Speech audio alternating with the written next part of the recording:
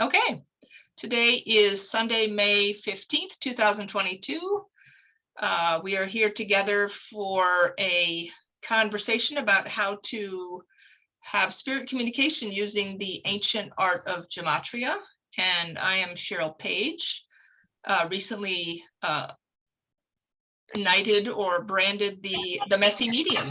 Messy meaning, we don't have to be perfect to communicate with spirit. And, the true definition of mess isn't disarray. If you look at Webster's 1828 dictionary, mess is about what you serve. It's like in the military, there's a mess, the mess hall.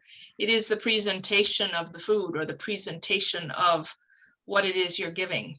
And so the acronym for me is MESS is meaningful. Okay, I'm not even going to be able to remember it, but it's messages from spirit that are meaningful, and it can still have meaning even if it's messy. So, hello from Norway or Sweden. Hello, hello. I'm so glad you're here. Wonderful to have you here. Okay, so I'm going to share my screen and we will get started and see where it takes us.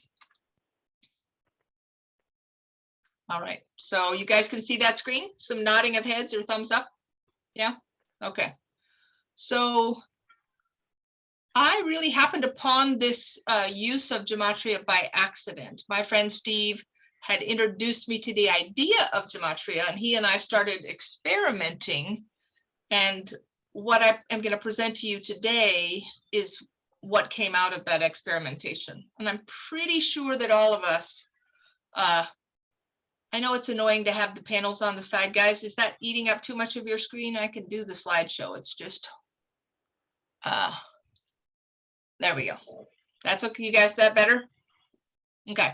So I think we're all on the same page as far as continuity of consciousness. But I wanted to put this in just to make sure we're all on the same page, that for today, we're going to all agree that there is a robust data set that is based in science about the continuity of consciousness and that consciousness survives physical death. And if we shift our perspective to that, I think that most of us can speak to that when we look out of our eyes at the world with the idea that our consciousness survives our death, the death of physical body, that our loved ones still exist, that changes not only how we see the world, but also how we interact with the world. So what's Gematria? So, and I mean, I know this is the only really long blah, blah, blah, but essentially, in simple terms, Gematria is a cipher code, and it's the practice of assigning numbers to letters. And it's been used since Babylon and ancient Greece, and very extensively with the Kabbalistic Jewish mystics. So any rabbi is going to be familiar with Gematria. So over the millennia, Christian culture, Jewish culture, Indian culture have all used varying forms of Gematria. But I think it's interesting, this third paragraph about a biblical interpretation, those looking at it, the scholars would be able to find correlations between words and thus be able to argue their point that something, in an interpretation of a sacred text might mean something different because of the correlation. So I'm going to give you an example. Just if we know that letters have numbers associated, and there's a Jewish Gematria, there's an English Gematria, so there's different forms, but isn't this interesting that this Roman numeral in English Gematria equals 444? But if you put in Jesus, and again, this is scriptural just to make the point, these are the easiest to grab, Jesus, the King, Messiah, God of man, all of these are also 444. Isn't that interesting? And yet we can also put in English Gematria as 888, alphanumeric code 888, the science of language 888.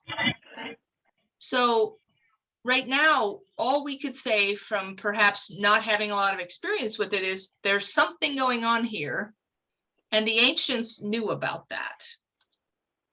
So from antiquity, religious scholars have been utilizing, from Socrates and Plato, and here's a Babylonian tablet. They have known about the existence of this tool called Gematria, and they have been able to find patterns throughout history. So, in the website tool that I'm going to show you, it's free on the internet. They use it's a wonderful tool because it gives you calculations in Jewish and English and simple. And I know I'm talking about this before I've shown you the tool, so just bear with me. I didn't want to get ahead of myself. And I put this slide here just so that you could see that it's not just like, let's say, the English alphabet. It's not just 1 through 26. You have 1 through 9, and then you have multiplications of multiples of 10. So in the Jewish, a W is worth 900. So you end up putting in a word or a phrase and you get a numeric value. So, and more of this will make sense in a little bit. So today, I want to propose a new way to use this ancient art of gematria. And we're using it sort of like divination. And so what is divination? I wanted to address this, so we're looking for information coming from, you see that second sentence, by the aid of superior beings or other than human means. So I would assert that our loved ones in spirit can utilize the gematria as a technology to communicate messages to us. And I will today give you lots of examples of that. So what's the elephant in the room? So there is definitely an elephant in the room, but I wanted to have a magical kind of an elephant. And that is that there are some who don't believe. I had a very curt email from, I had reached out to a gematria scholar to ask if he would speak today and give some history. And he was vehement in his disapproval of my using gematria for this purpose. He said gematria was not designed to communicate with the dead. And so that's okay, we can agree to disagree. But the thought that occurred to me was a librarian might also say, Cheryl, books were not designed to communicate with the dead. But that doesn't mean we can't use books as divination tools. And I do that all the time with great success. So I think for the people that have a smaller box and don't see that maybe there is lots of different possibilities, I just wanted to make sure to name that, because as this ripples out onto the internet, there might be people who don't agree with this. And so I would just recommend for those people, just click off. It would be a good thing, because this is really a magical gift. So in order for us to really get to what gematria is, I promise you I'm not going to drown you in numbers, but I'm going to sort of skate over the top of some of the ways that we interact with numbers and in our everyday life contemporaneously, but also throughout history and into antiquity going forward, just to underscore the point of the fact that there seems to be a frequency associated with numbers. And so I just want to dance across the top of the water on this one. So if you think about the entire internet is all zeros and ones, that binary code is, talk about capacity with just zeros and ones. That's not even adding in the rest of the numbers. Quantum physics has numbers that are important to their calculations. And I think that, frankly, with numbers, there's as many possibilities as stars in the sky. And Spirit has certainly shown me and those in my posse who've been experimenting with this over the last few years to show what's possible. So pi, phi, and Fibonacci, these are, again, these aren't things that we necessarily, well, some people might, not me, walk through my life. I appreciate the beauty of the inside of a nautilus or a sunflower or a pine cone, but I don't necessarily stop to appreciate the fact that there is a mathematical symmetry and calculation that's possible based on those things. So something cool later that I'll do right after when we get into the gematria piece of it, I put pi in here because pi is infinity, right? They've done calculations out trillions of, like, so it will never end. And so you have 3.141, and I decided to put 3141 into the gematria just to see if it would say anything about pi. So don't let me forget, I want to show you what came up when I used the gematria, because there's a wonderful rabbi, Simon Jacobson, and he talked about, there's a wonderful video that you can find on YouTube. It's called Gematria for Beginners or something to that effect with Rabbi Jacobson. And he talks about, it's not that the two things, so you have, let's say, Cheryl and Scott, and if we had the same number, it's not we have the same number, so there's a correlation. It's there's a correlation. The correlation comes first. And so when you put something in and you find a correlation, like with pi, I'll show you, it's just, it sort of makes you scratch your head and say, So again, the Fibonacci sequence, again, we're not walking through our lives thinking about these mathematical equations, but we see this pattern repeating in space and the way that the math of these things work. So again, I'm not going to kill you with the golden mean and the golden ratio, but I wanted to emphasize that these are everywhere and they're hidden in plain sight. You know, like I look now at numbers like 1618. What's that? You know, I know what it is as far as the golden ratio, but is there something in gematria that ties a correlation? So the solfeggio, I always wonder how to say that. Is it solfeggio? But anyway, solfeggio frequencies. The reason I put this slide here, guys, is it's about numbers. Music is mathematical. And so you see here with these frequencies, you have a chakra, it has a syllable, so it has the physical thing, the word, and the number. So on some level, I think that it's interesting that you've got a concept, you've got the chakra, you've got a symbol for the chakra, and you've got a number. So you've got letters, words, numbers all tied together.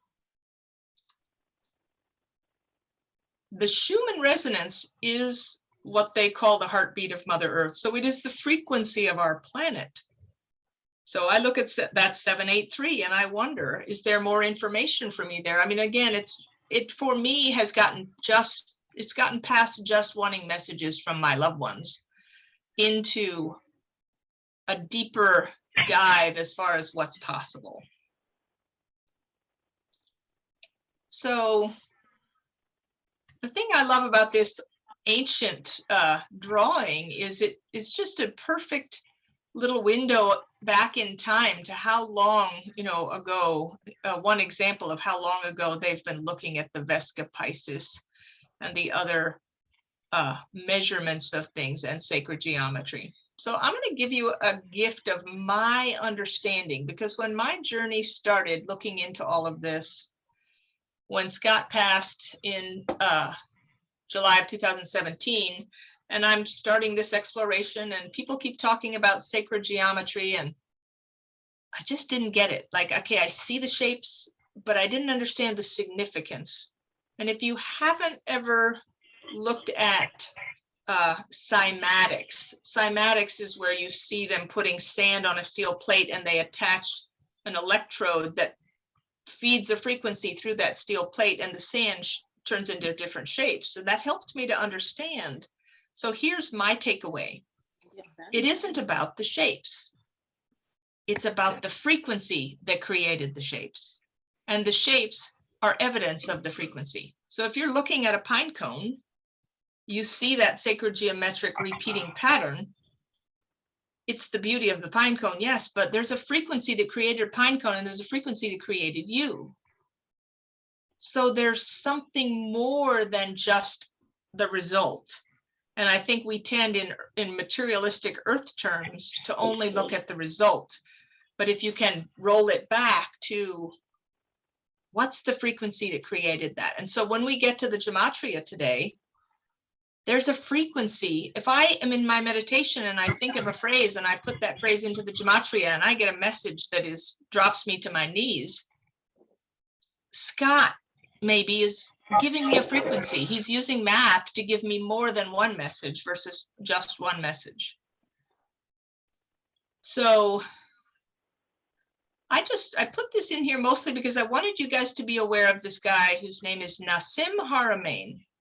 He's a physicist, and the thing I love about this guy is he's not some Harvard, Yale, hoity-toity physicist. He's some dude who used to be a ski instructor who is a physicist, and he has made more strides in the last 25 years than as far as really cracking the code of what Einstein and Buckminster Fuller and these people were trying to do as far as understanding the connectivity of everything. So this tetrahedron grid, all the sacred geometric shapes are within that grid.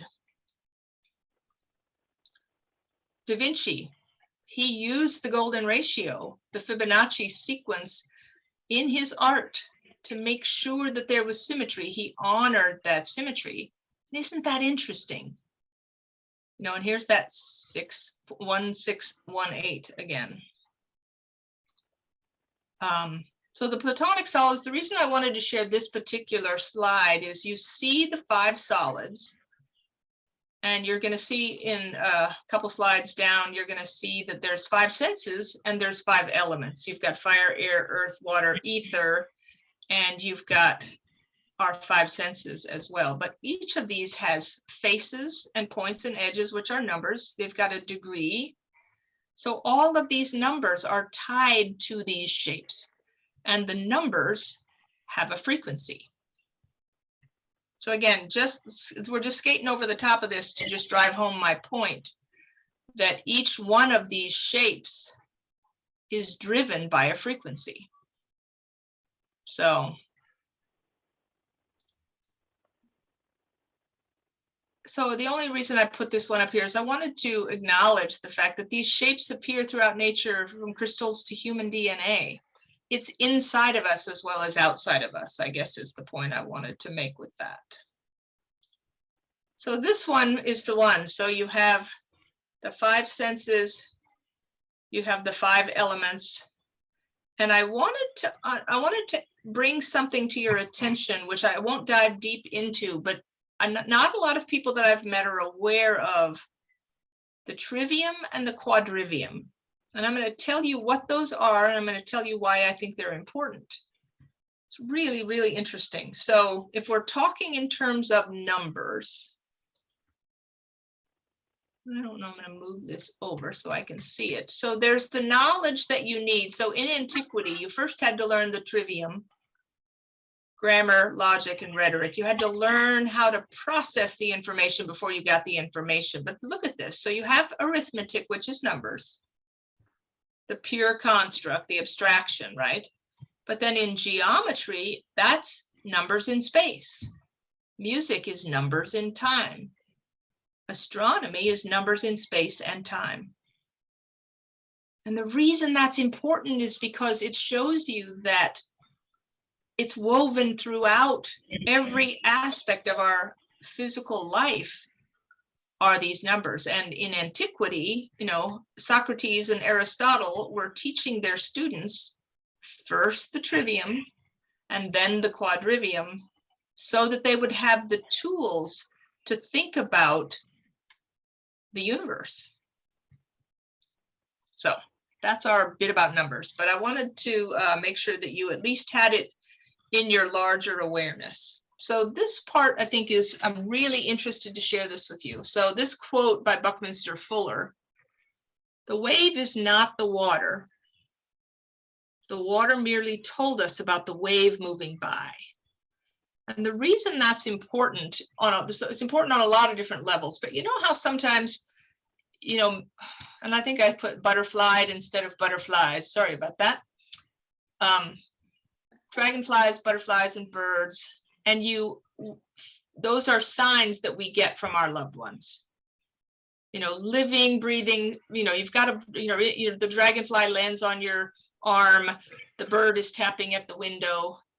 It's important to understand that our loved one isn't a dragonfly or a butterfly or a bird, but they have a capacity to use energy to get that creature to do its bidding. So the wave is not the water, and Scott is not the dragonfly, but the dragonfly merely told us about his presence. So it's good to discern that, because I've had people say, well, oh my gosh, now my mother is a bluebird. Well, no, it's far more lovely than that, because they're having such a good time playing with these creatures to make sure that we know that they're present. So this statement on the top of this page, I don't know that this is absolutely true. This is an extrapolation on my part. And so numbers have frequency, words have energy and vibration. So I'm still trying to wrap my head around if Scott is giving me a phrase, I love avocados, I don't know, I'm making it up, but if he gives me a phrase and I put that into the gematria, it has a numeric calculation that's going to give me 10 messages instead of just one. So on some level, I think that they may be bilingual. First, they came from here where the language is words and letters, which create sentences, which create paragraphs, which create books. But now they have a second language, which is the language of numbers. So I propose that as a what if, not that I know that this is to absolutely be true, but Mr. Tesla had talked about, if you want to find the secrets of the universe, think in terms of energy, frequency, and vibration. And Galileo Galilei, whoopsie, missed what Galileo said. Mathematics is the language with which God has written the universe. Isn't that great? And I think that the preamble that we just did brings us to a place where we can appreciate that statement more than if I had presented that to you at the beginning. So how does it work? Dr. Dispenza talks about, in the Heart Math Institute in Colorado, your heart can produce a magnetic field up to 3 meters wide.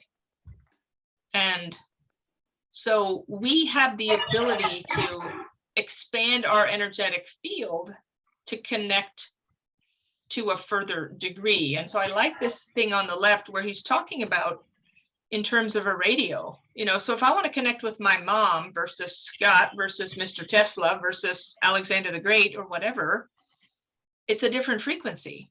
And it's not a hard change, but it's definitely, it's a visual for me that's helpful because our nervous system, our biologic nervous system acts as a receiver to connect with the information. Excuse me. So I just liked this image of the center point, right? Our heart feeds our brain doesn't feed our heart. And so how we physiologically with our energy centers create this energetic field of expansion, I just thought that was a good image to have in our minds. So where's the information coming from? So there's different people might give you different explanations of what is the quantum field. But the way that I would like to hand it to you is this, that I think that we know perhaps that the whales in the ocean, those two whales are connected by that water. They're not separated from it. They're not separated by it. They're connected because of it. So that substance, we can look and say, oh yeah, they're in the ocean and they're connected. So if I were to stick an electrode into a fishbowl, all the fish are going to be impacted. So we can easier see with the whales that they're connected by that substance. But we are also, as humans, connected by a quantum field of energy. And my assertion, although I can't definitively say that this is true, my assertion is that the way that our loved ones in spirit, or any consciousness, point of consciousness in spirit, communicates with us is utilizing, just like a whale sends out its song, sends out vibrational energy to a whale 5 miles away. It's the same thing. They're using the medium, which is the water, to convey information. And my assertion is that those in spirit are using the medium called the quantum field to convey information through that substance. Does that make sense? Yes. You guys still with me? All right. So I received these messages over the last couple of years, and the top one is particularly important to me because I always go back to be careful of the mesmerizing bias of what you think you know. I thought I knew a lot of things before Scott passed, and I have learned over the last nearly 5 years that there's so much more possible than I ever understood. So, but it's very mesmerizing to think we know things. But as soon as we know, we sort of dock our boat someplace that means we maybe don't have as much access to new information. So the other one is that truth being a river, not a road. Just wait, stay curious. And if you look at the next picture, look at the cars on that road. They're going someplace, they've got some access, but if we're on the river, we've got a lot more access to a lot more information if we're not on the road. If we're not on the road of I know, we have more access. Does that make sense? Yes, it does. Thank you. So this one I think is really, really important. And don't let me forget to tell you about this boat. But when we decide that we know something, it's the same as homicide and genocide and herbicide.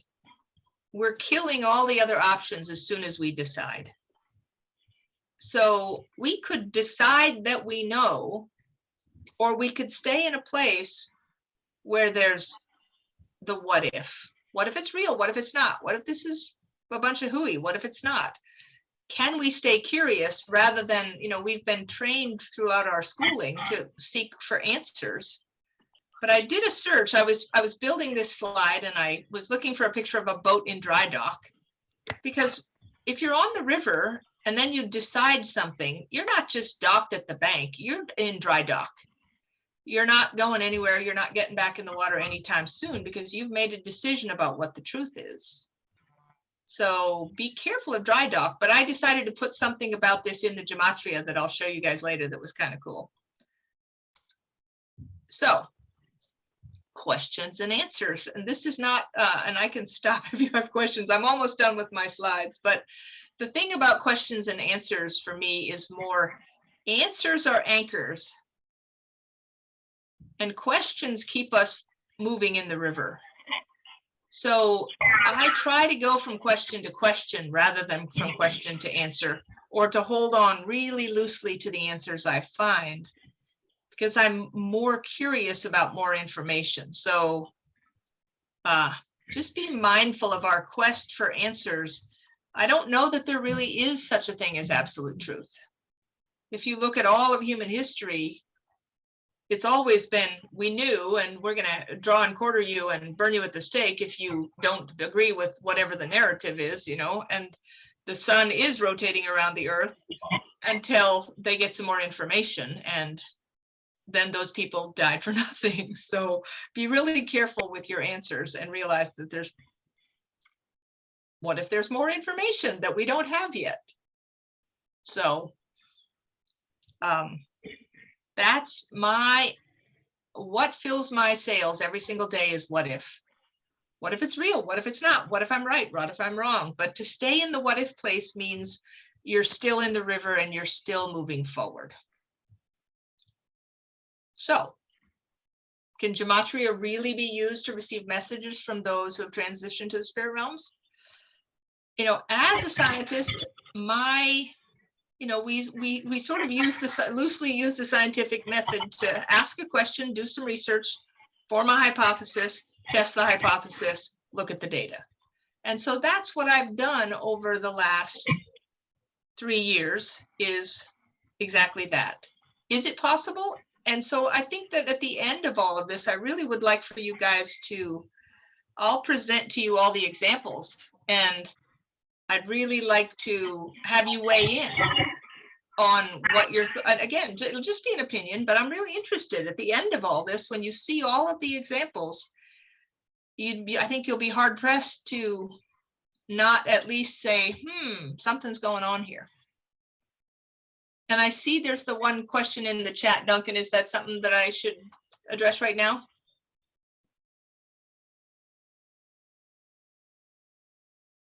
Duncan? No, it's Okay. Karen is unmuted, and when she moves, it's causing noise. That's all. Okay. So Karen, if you can mute.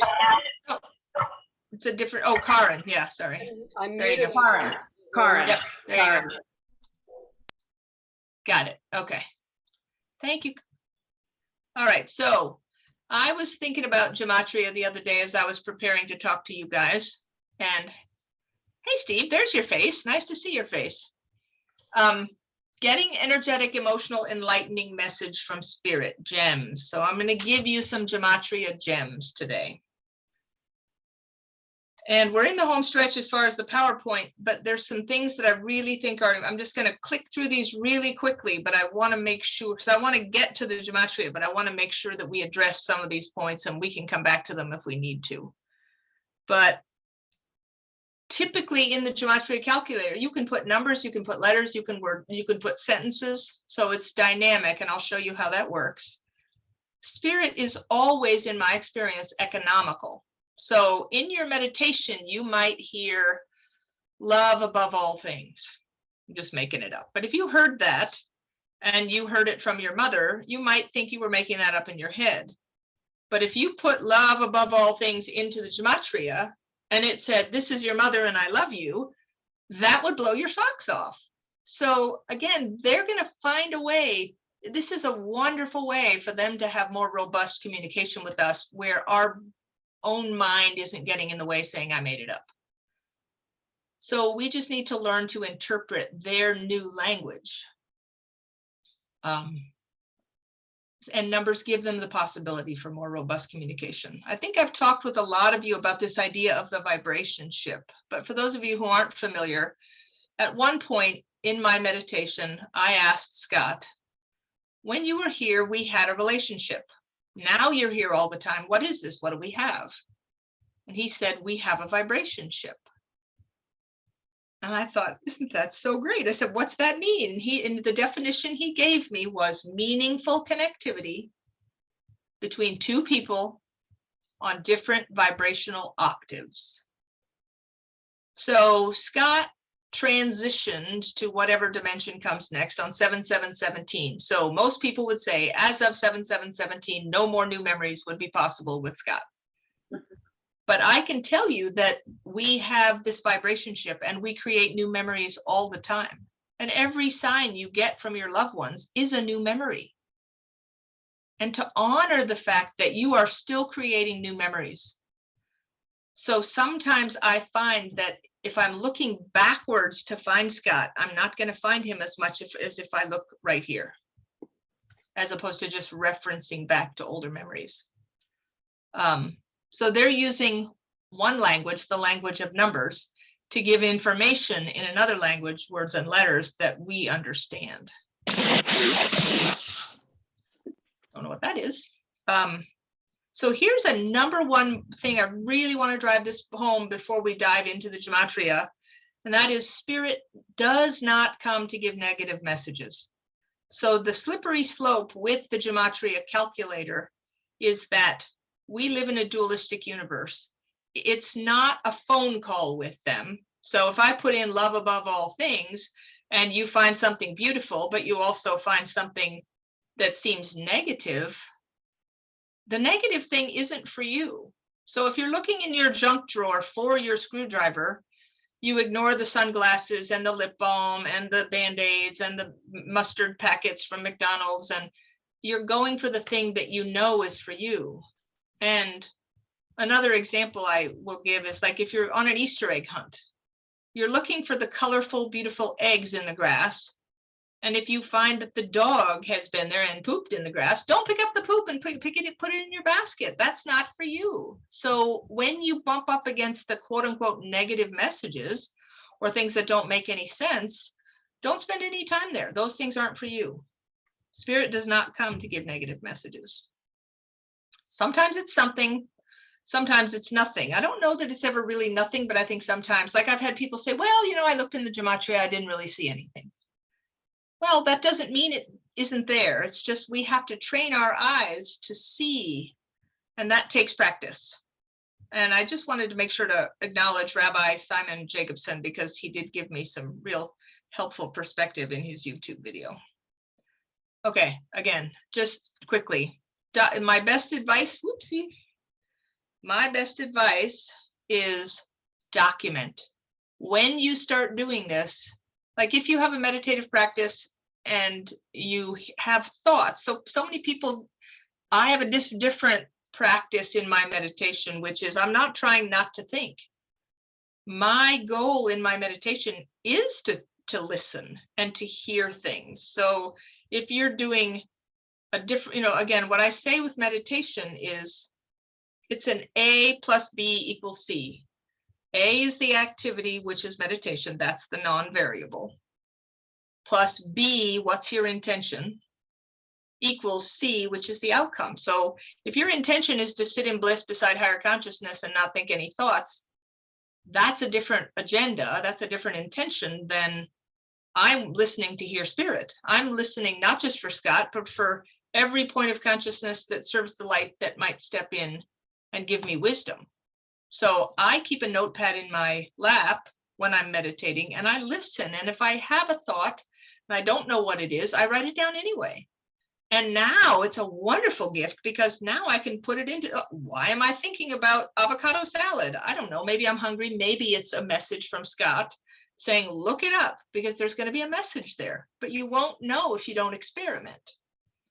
But what I do in my documentation is I put the search phrase at the top of the page and I put the numbers. There'll be a Jewish number, an English number, and a simple number, because here's the thing. If you want to, you know, 3 days later, you're going to get something that you think references back to what you got the other day, and now you understand, you want the data because you want to, you'll be really frustrated if you can't find your way back. So leave yourself a map. I recommend a Gematria buddy, and that looks like it should be Gematria, not Gematria. Isn't it funny? You only find the typos when you're live. So the reason for having a Gematria buddy is amazing stuff is going to happen and you're going to want to be able to share it with people. So, and sometimes here's another thing, and I've done it with Wendy, I've done it with Steve, I've done it with Carla, I think, where I'm missing Scott, I'm missing my mom, whatever. And I'll call Steve on the phone and I'll say, okay, I just need something to put into the Gematria. I'm going to wrap my mom in a bubble of love and you reach out and ask her for the gift because I don't want it to come from my brain. I want it to come from someplace else. So he says, okay, she's giving you a baguette with butter, whatever it is. Great, thanks, love you, see you, bye. I go back and I put in a baguette with butter into the Gematria and I see what happens. And I'll give you some examples of how that works. And it's quite amazing, but that's where Gematria buddies come in handy. Stay open-minded, and it does take a little bit of time. At first, you won't recognize it because they have to teach you how to use this tool. So the number one most important word I could give you in all of my journey since Scott made the leap. It's a 3-letter word, and it is ask. At every turn, ask. When I put the Gematria search in, before I hit send, I say, guide me to the messages you want me to find. I make an ask. That's the most important tool because I don't know if it's a law, if it's a rule, but there is some guidance where they can't intercede past a certain point if we don't have extended invitation. So asking is vital. When you want signs from your loved one, you ask. I have had people say to me, well, you know, I used to get signs and now I don't get signs anymore. And the first thing I ask them is, do you ask? Well, I used to ask, not so much anymore. Well, there you go. They're not gone away somewhere. You're not holding them back. You have to ask. So the more you engage with the tool, the more dialed in your evidence will become. Give them the benefit of the doubt. Think outside the box. Be creative. I'll show you some ways that I get creative. This is a dynamic, multi-layered way of communicating. So stay fluid, and it doesn't have to hold loosely to all of it. So it can take a little bit of time. It's okay to take part of a phrase. If you see something that is partially true, take it and write it down. So when I document, I write the search phrase, I write the numbers, and I write the things that are meaningful to me. And so you'll see what I'm talking about when we dive in. And don't take my word for it, experiment. But if you were going to have a boat, like that boat I showed you, my boat is called What If. If I ever buy a boat, that's the name of that boat. So this one I love just because it cracks me up. Cool uncle tricks, how to pull a coin out of someone's ear. So I knew you would like that, Steve. I see your smile. This isn't magic. This is communication. And so there's no sleight of hand going on here. And yet, if you were going to learn a coin trick about how to pull this from somebody's ear, you'd have to practice it a little while. So you are going to have to practice. But if you practice, I promise you, your mind will be blown. And I hope by the end of today, now that we're going to dive into the examples, I think that you will be blown away. And I want you to keep your mind on Buzz Lightyear, because he's going to come up in a little while. So I'm going to stop sharing. Take a breath. So, hey, Rob. So do you guys have any questions before? Yeah, Carla. Oh, you're muted, huh? There you go. So my question is, if I totally buy into the fact that we can use this to communicate, so what is it being used for otherwise? Like, what is that guy who you asked to come talk to the group and he said no because he doesn't believe your point of view? What's he doing? Like, great question. Totally great question. And what he's doing is he is a scholar, and he's a religious scholar. So he's using it in the way that they have done since antiquity, which is to look for words that have the same numeric value to interpret scripture. That's the purpose of it. So he doesn't agree that it should be used in any other capacity but that capacity. I'm just going to follow up my question with, isn't the interpretation of scripture somewhat of a spiritual practice? Oh, yes, absolutely. Yeah. That just makes me laugh. Okay, thank you. Yeah. Anybody else have any questions? You guys good? Buckle your seatbelts. This is going to be so great. I'm so excited. I have a question real quick. Yeah, Rob. When you were talking, when the slide with the whales and stuff, and you were talking about what I would say the medium of the water, and you were talking about the communication from spirit or whatever. Yeah. What is the medium that you're, perceiving is that for the whales, it was the water. For us, what is it? Air? For us, it's the quantum field. No, but what is the quantum field? What is it? So the interesting thing is, that's a great question, Rob. So the quantum field, according to the quantum physicists that have done the research on this, is, and bear with me here as I get to it, is that just like the whales don't see that they're in the water, and we don't see that we're in this water called the quantum field, but they have proven through something called the Casimir effect. They've been able to, through pressing in some dynamic way two plates together, to prove that there is energetic potential, that this field, this empty space, is actually incredibly full, and it's full of energetic potential. So just like we could say the water is H2O, we don't say that, we just call it water.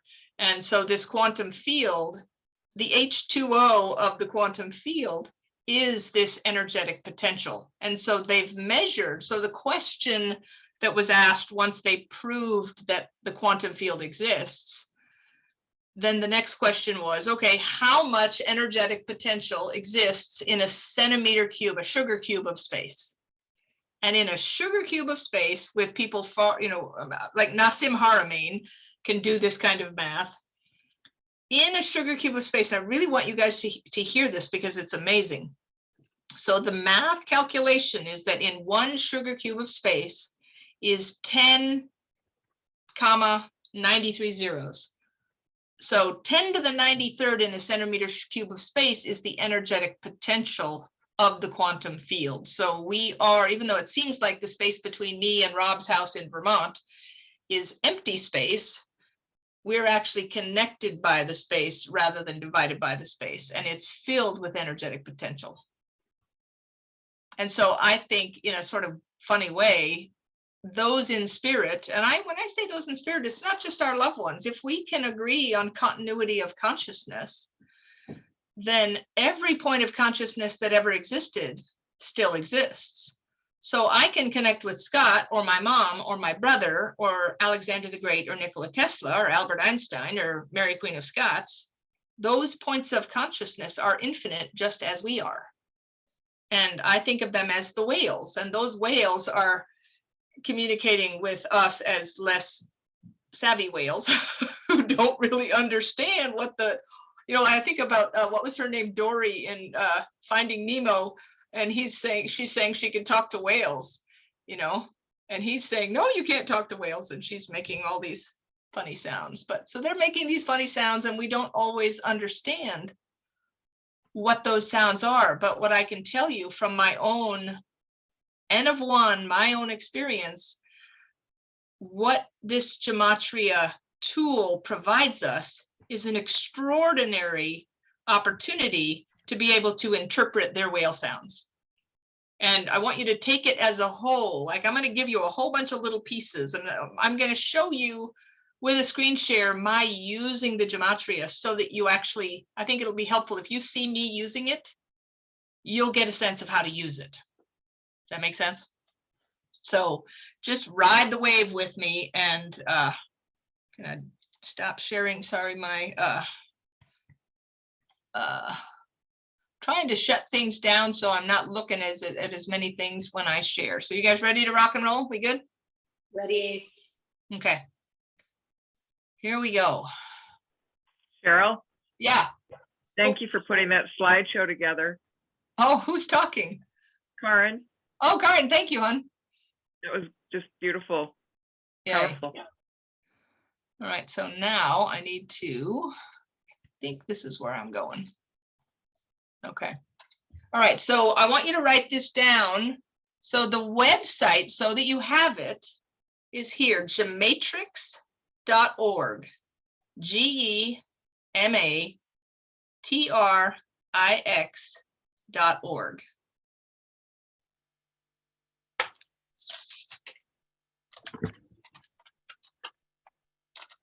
I'm just putting in something random so that I can show you guys how it works, okay? So, and Duncan's keeping a close eye on the chat. So as I go through this, if you have questions, I definitely want to stop to answer them. So just bear with me. I'm going to give you a little tour. So I don't know where Scooby Snacks came from, but so I put in Scooby Snacks and I hit calculate. So you see the little guy with the turban. There's some links up here if you want more information about Gematria. But I put the phrase in and I hit calculate. So that calculate, and I really love that they do this. So the first thing we get is in the Jewish Gematria, it's 829. In the English Gematria, it's 876. And in the simple Gematria, it's 146. So I make sure to write that down because that's my page header. Because sometimes you just know something extraordinary is about to happen. Sometimes you don't. But so that's the first thing you're going to see. And I'm going to scroll through this quickly because I don't anticipate anything profound coming with Scooby Snacks, but it came from somewhere, so who knows? So, oh, look, there you go, Scooby Snack. It's all about signs. Isn't that great? Oh, I love that. Look at that. Exactly. So, and again, I was just sitting here thinking of something I could randomly put in and I get Scooby Snacks. Yeah, but Cheryl, you should have known you were going to get something like that. So cool. All right, so at the top, the first thing you're going to see after the calculations is the Jewish results. And there's going to be 50 Jewish results. And here I'm going to show you what we're looking at. So it gives you, this is the Jewish calculation, and that means you see up here under the Jewish, S is 90, C is 3, O is 50, versus in the English, S is 114, C is 18, C is 90. So these aren't important except that they're showing you that they did the calculation properly. If you were a scholar and you wanted to make sure they did it right, then you can see that. So here, hold on, I gotta, excuse me, guys. So you're seeing Jewish, English, simple, and this is how many times someone has searched. So it's all about signs, right? 32,634. Somebody has searched, putting that into the calculator up above. They have typed that in there, hit calculate 32,000 times. So as I'm looking, if this was a message from Scott, I'm going to be scrolling through, looking at all of them. And some of them, you know, maybe they make sense, maybe they don't. Husband and I. My husband and I, like that. Yep. Yeah. A flyby. I like that. This is a Scooby-Doo flyby. So again, some of them, can you see me? I love that. Isn't that awesome?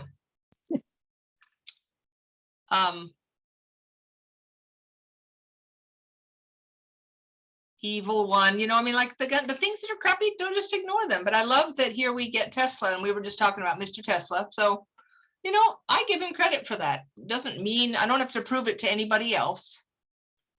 So that then at the midway point, you could load more results, but I would encourage you not to, because at the very end, you can load more results as well. So this is the English and the simple, but it's not two separate lists. So it's basically, it's giving you in the English and in the simple, these are the phrases. So you're going to get 50 in the Jewish, you're going to get 50 in the English, and in a minute, I'm going to put in ones that will start to show you how it works. But I just want you to be able to see what it looks like. And so you get all the way to the bottom, and you can load more results. So what I'm going to show you is what happens if I hit load more results. Sometimes it goes to the next page. Sometimes you get an ad that you have to click out of, but you get another page, and it's going to be 50 more in the Jewish, and it's going to be 50 more. And if it's highlighted in green, all that means is that the search you did is also down here. So it doesn't mean anything more than that. It just says that that's what your search was. Sometimes it appears and sometimes it doesn't, but I don't know why. So, and I ignore the ones that don't make any sense to me or seem horrible. Like if I want to hear from Scott and it says, I hate you and I never want to hear from you again, that's not for me, and I don't get too bound up in it. So the other thing, so it's the same thing, 50 and 50, and I go through and I write down the ones that are meaningful to me. But let's just say I'm interested in this. So this is where you can go down the rabbit hole another way. So I can click on We Act as One Mind. All of those are hot links. Every single phrase is a hot link, and it's going to bring you to another page with other information. So you could end up crisscross applesauce all the way through, and some of them will be the same because some of the numbers, obviously the Jewish number is the same. So anyway, that's the bare bones of, but I want to show you one other thing. I'm just trying to get, so buying hot buying hot bums and licorice. I don't know how to spell licorice, but like just whatever. whatever. So I'm just trying to create something that I know nobody's ever looked at before, just to make a point. So whatever, there's the value of it.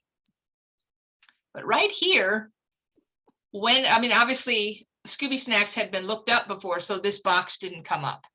So when you do a search, I would encourage you, maybe not with this one because it's stupid, but add it to the search, because if you add in your search, it adds it to the database. You might be adding something that is going to be profoundly meaningful to somebody else. So I always add in my searches. If this box appears, I add in my search because I'm helping other people to perhaps have an oh my gosh moment. Okay.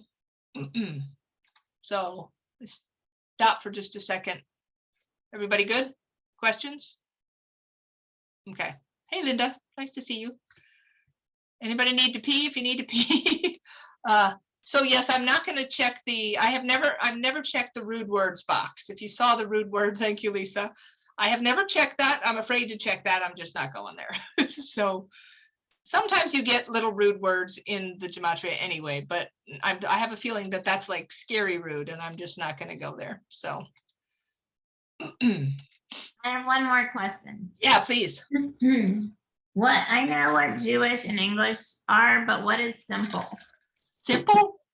Gematria. It's wonderful because simple is just the English alphabet 1 through 26. So that's how you calculate the English is 1 through 26. Calculate the simple. The English is more dynamic. Simple is just A is 1, B is 2, C is 3. Okay. All right, so here we go. Buckle your seatbelts. So remember the boat that I showed you guys? I said, remember the boat, Mary Joanne boat in dry dock, right? And it was about don't dock your boat. Be patient, just wait and see, don't decide, right? So as I wrote that down and found that picture, somebody said, put it into the Gematria. Mary Joanne boat in dry, and you don't have to use capitals, it's sort of an automatic, but so I put Mary Joanne boat in dry dock. Should be 1542. Oh, it's 2000. Yep, so 2000. And I was just curious, like why was I moved to put that in? And it was about don't dock your boat, be patient. And so I want to show you what came up. So I get extraordinary event because your existence depends on it. Just wait.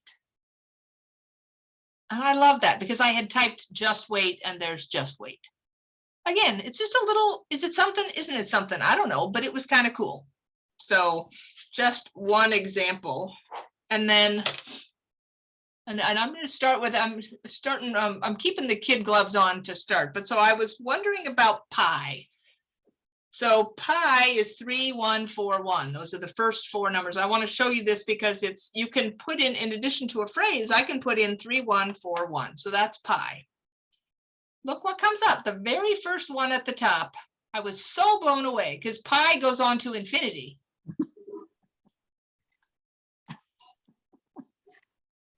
And that's why I put Buzz Lightyear at the end of the slideshow, because I was blown away when I put in pi and I get to infinity and beyond. And there was another one in here that I thought was be there, but there shall be within me a silence and a hidden mystery. I liked that. And then this one I loved because all these people all throughout time have tried to figure out, calculate pi. Let he who has the wisdom count the number. I just thought that was funny. And then Duncan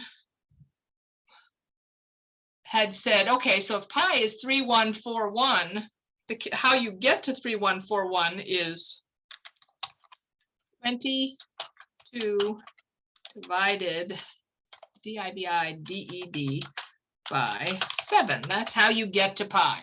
So he said, put that in and see what happens. And I just thought it was so interesting. Round and round we go, where it stops, no one knows. just fun, like, isn't that just so fun?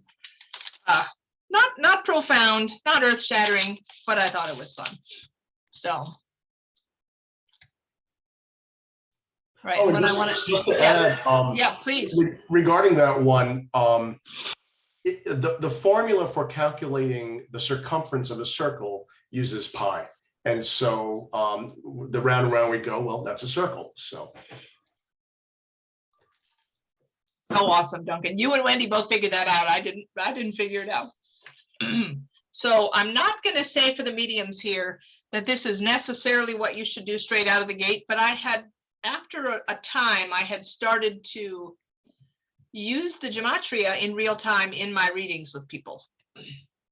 So one day I was doing a reading with a woman called Carla, and Carla wanted to hear from her friend Jane. And they grew up together and all their lives, and Jane passed when they were 55, and Carla was calling me when she was 70. Not this Carla, she's not 70. Different Carla. And so Jane is sharing with me evidence about their childhood and things that they did. But one thing in particular that was a really happy, meaningful memory is every Friday night, curlers in their hair, fuzzy slippers, bathrobes, eating Chex Mix and playing gin rummy.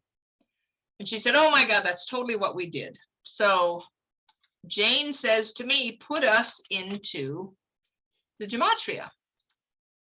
So after she's just gotten done sharing this memory with me, so I don't know what's going to happen, but I'm following instructions.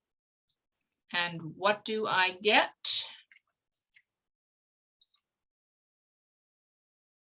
Gin rummy. In real time, she gives me the gin rummy in the reading. I go to the gematria, follow her instructions, and I get gin rummy in the reading. And this has happened time and time and time again. And it's such a powerful thing. Obviously, if the person I'm doing the reading for doesn't know, then it's about the gematria. Maybe it's not as meaningful, but certainly blew my mind.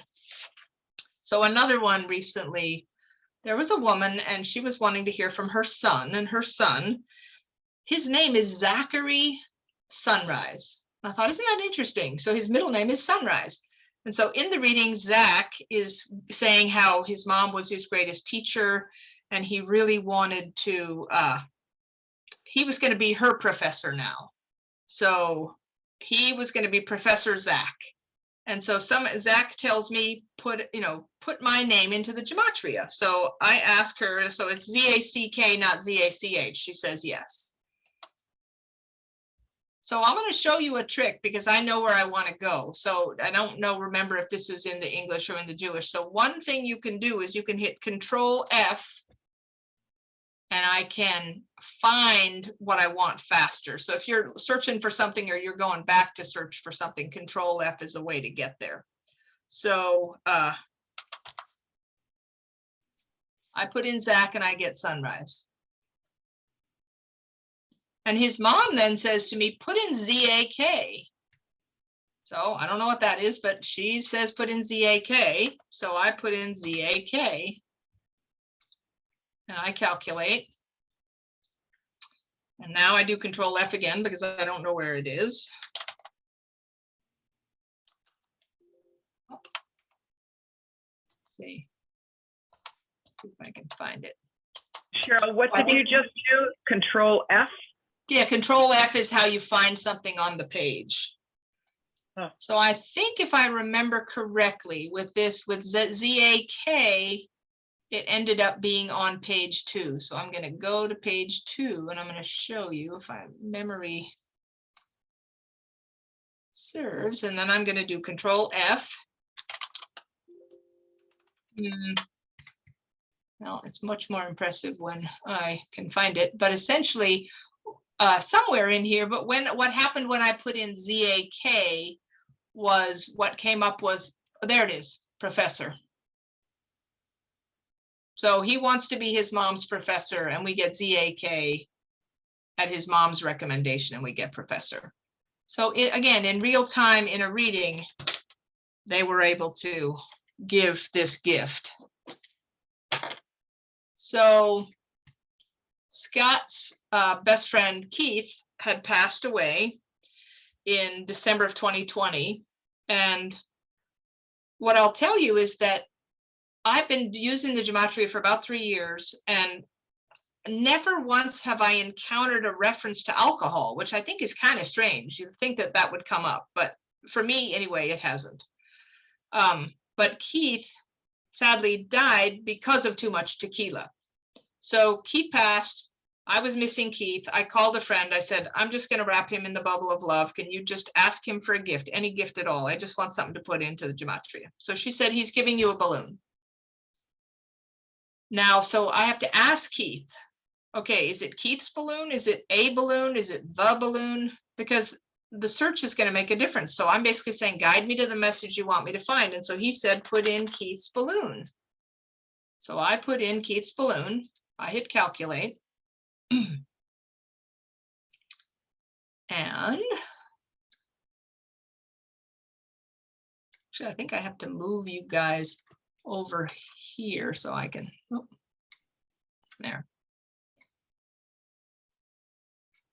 Look what came up. Now, that blew my mind, but what happened the following week blew my mind even more, because I called another friend, missing Keith, call her up, can you give me a gift? She says he's giving you a rose, so a red rose. So I go, and this is 2 weeks apart. Get through the Jewish, get down to the English. Wait for it. Wait for it. I know it's here somewhere. Control F. Okay, so maybe it's page 2. But tequila came up again, bottom line. And that's where I think it was. I load more results. And then we do Control F, TEQ. There it is. So that's tequila in the English versus the previous week, it was tequila in the Jewish. So I get 2 references to tequila. And the other one that came up that was so important to me was let's see, not, so that's probably, then the other one that came up was on the first page. So I'm arrowing back. Now I'm going to do Control F and I get not.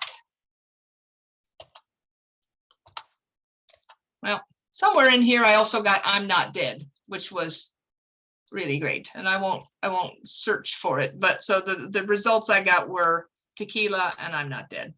So, so here's another thing. And Duncan, you'll let me know if I need to stop and answer questions, okay? I was sitting there reading, I was reading one day. So this isn't even, I wasn't reaching out, or, I wasn't trying to reach out to anyone, but I was reading a book about Mary Magdalene. And in the book I was reading about, it was talking about salvation and the Aramaic translation for salvation.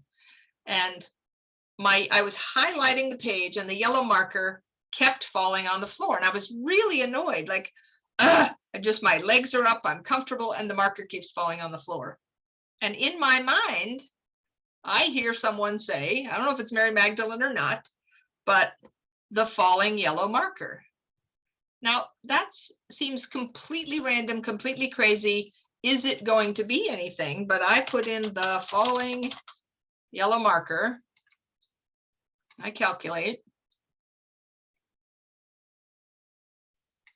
And what I get is, all will be revealed, ride the wave, like kill your television. What was it? It was the vehicle. Vehicle of salvation. So I'm reading about it. I highlight the word salvation in the book. Now I know that there's those people that say, well, your computer's spying on you. Well, I wasn't saying salvation out loud. But somehow for me, there is something significant about the fact that I put in a falling yellow marker and I get a reference to what I was just reading about. So again, it's just about possibilities. So here's another one that came up in a reading recently. I was talking with a woman, and she wanted to hear from her loved ones, her parents, and her mom came through, and her parents were very religious, very Catholic. And so we were talking about Mary Magdalene, and I said, so you know that Mary Magdalene was sainted in recent years? She goes, no, I didn't know that. So she said, so she's Saint Mary Magdalene? I said, yes, she is. And then the mom was talking about some crystals, or some new crystals that the daughter had recently brought into her house, or unpacked or something. So I put, Mama says to me, Mama and Dorotka, and I didn't know that I was misspelling her name. It should be Doro, but I didn't know that. And so I think Mom is guiding me to spell it wrong so I can get to where Mom wants us to go. So I put in Mama and Dorotka, and I get blessings, Saint Magdalene, and a whole bunch of other things, but then I get all the way to the bottom and I get crystals. So again, is that earth-shattering? No, but it sure is compellingly interesting to see that we were talking about those things, and Mama and Dorotka misspelled gets us to some evidence that her presence is there. So, hey, Lou, are you still on the line? Lou Murray, are you still on the line? Yes? Of course. Okay, can I share the story about Cleopatra? Absolutely. Go ahead. Okay, so I was doing a reading with my friend Lou, and she had reason, long story short, to have Cleopatra had shown up. It was, I spend time reaching out to, we reach out to any, if continuity of consciousness is real, then we can reach out to any consciousness that ever existed. And so Cleopatra had decided she had some information for Lou. So I asked Cleopatra what the gift was for Lou, and she said, I am giving her 3 gold coins. Cleopatra, 3 gold coins. And that should be 791. Yep. And I make these notes because it sure makes it easy to find my way back. So this is what we got when we were, so congratulations, I like that. Lou's last name is Murray. And we also got Unlocking the Perfect Life. Perhaps some other things, but Lou, can you share what recently happened? Sure. So yesterday, walking the dogs as I do at the beginning of the day and the end of the day, I was crossing the street here, and I'm in Hermosa Beach, California. And I was crossing the street, and I saw a coin on the ground, which I picked up. And it is a 1 pound from Egypt. It's an Egyptian 1 pound coin at the corner of Monterey and 2nd in Hermosa Beach, California. And so Cleopatra sent you your coin. I think that is so freaking cool. Here you go. Thank you. Awesome. Okay, so my friend Wendy, who's on the line, Wendy and I were talking one day about that we really want to go to France. Her husband had spent many years in France and spoke French fluently, and Scott did. And so she was saying, well, do you speak French? And I say, no, did not pass the basics. And she said, well, not really. I said, but there's this wonderful device that Scott's brother told me about called a land go-go. And I said, so we could use the land go-go to communicate. It's an interpretation device. So someone can speak into it in English, it'll spit it out in French and vice versa. So I put it into the Gematria. So I put land go-go into the Gematria, and that should be 175. Yep. And what came up was kind of amazing.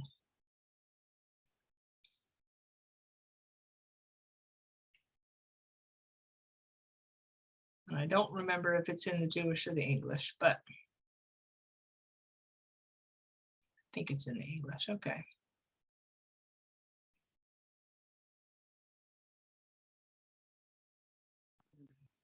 There's Steve. Steve, maybe you're coming with us too. So there's amazing, right? There's Wendy. So Wendy and Cheryl are having a conversation. Get amazing, I get Wendy, I get Cheryl.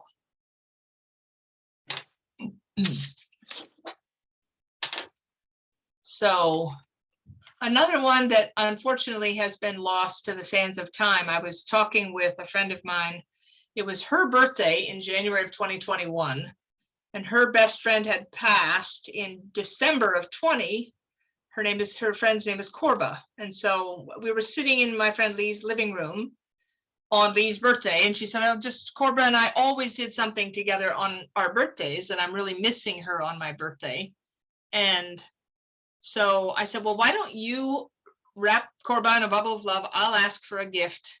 And then whatever the phrase was, it had something to do with seashells by the seashore or something. I don't remember, and Lee can't find the notes anymore. But essentially, whatever the phrase was that we put in, what came up in the gematria was happy birthday.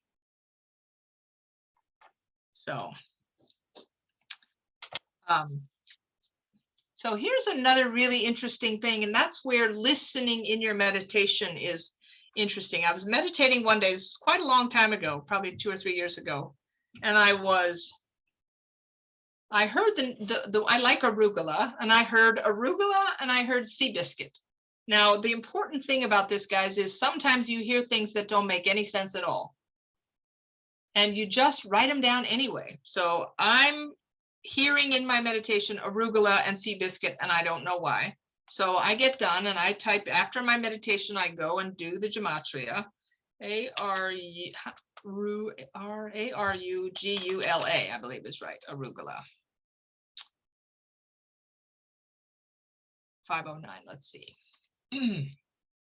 So I put in arugula into the gematria, and what I get, make sure it's not on the second page,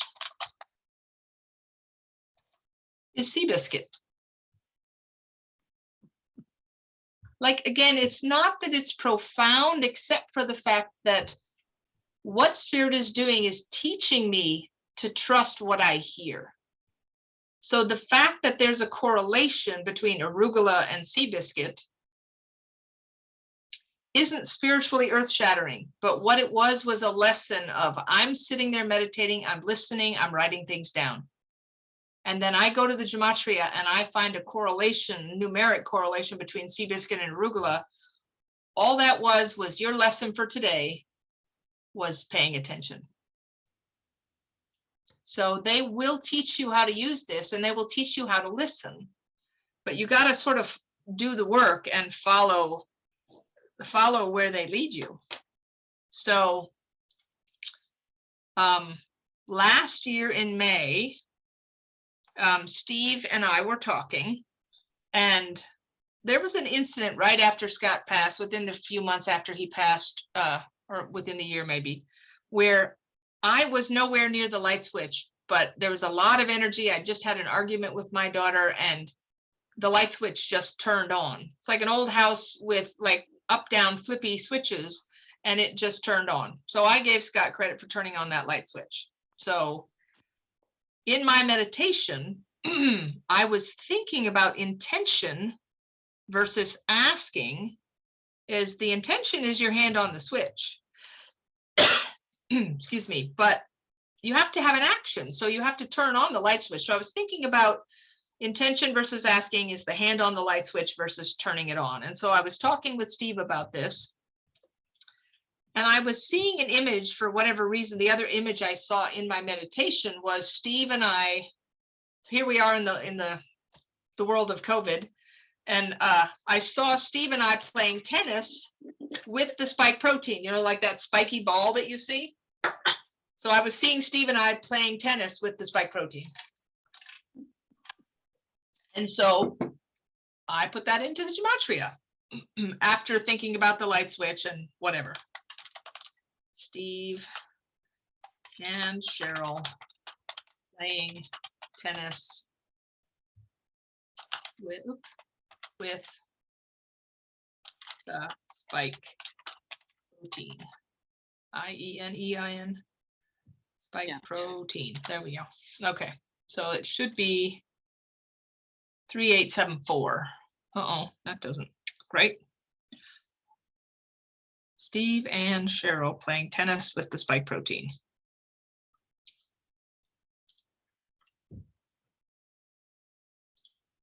That doesn't, it's not the number that it's supposed to be. So I'll tell you what came up since the right, this is, I don't know that this is the right, let me just do a control F and I'll find out if, no, okay.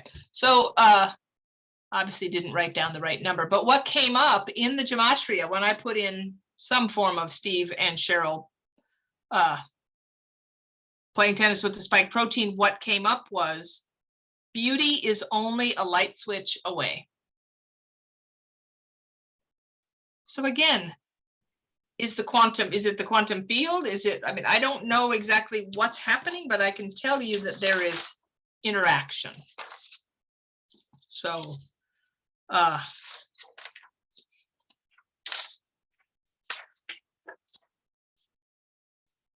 so here's a good one. So I was thinking about Scott one day in April, and I was asking him for a sign, like, just send me a sign today. I'm really kind of missing you. And what I hear is, so you want to dance the big dance with us. That should be 3467. Oh my God, what is going on here? Getting my numbers wrong. So you want to dance the big dance with us. Well, my documentation is apparently bad, but what came up was you asked me for a sign, I will give you one. So obviously didn't write down the right number because that's not the number corresponding, but let's see if we control F. There you go. Okay, so I wrote down the number wrong, but you asked for a sign, I will give you one. So again, in real time, I ask him for a sign. He says, so you want to dance the big dance with us? And then I get, you asked for a sign, I will give you one.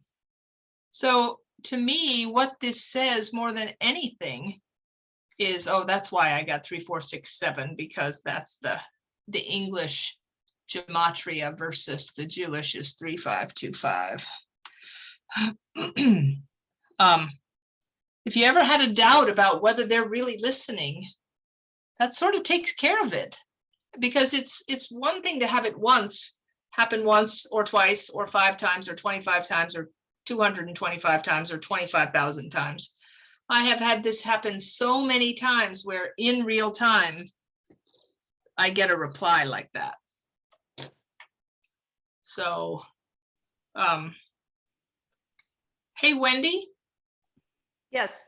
What can you say? You and I were talking on May 5th about the Sefer Yetzirah.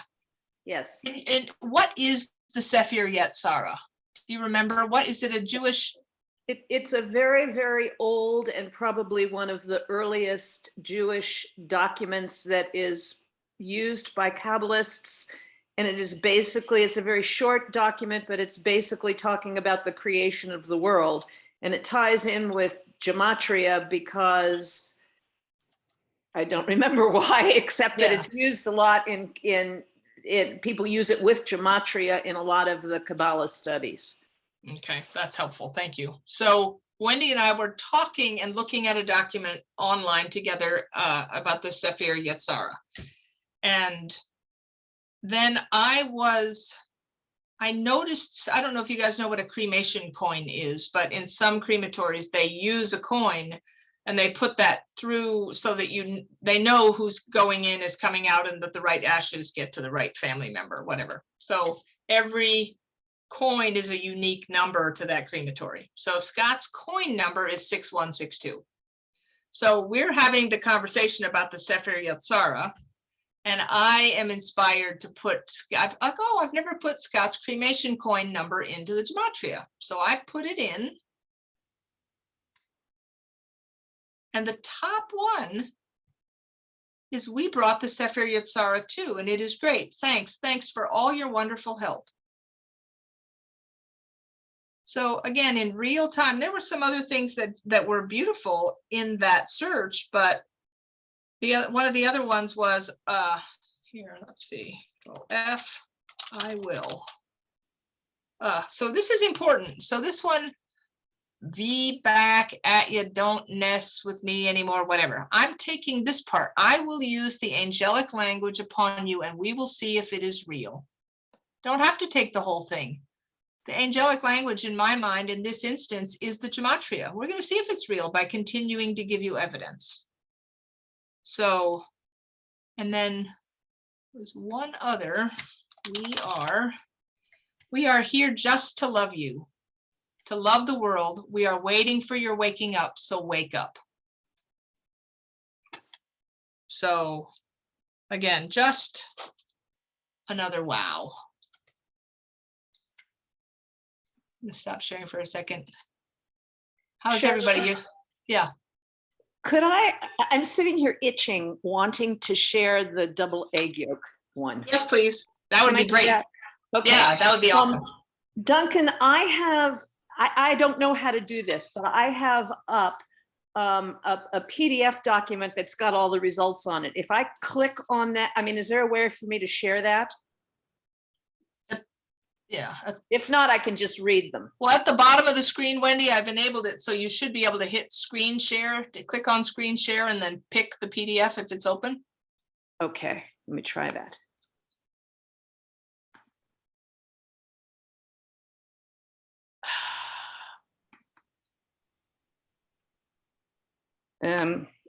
Okay, it's something I think I probably had to do before, but that's okay. I wanted to share this because I put a phrase in, not because I was meditating, not because I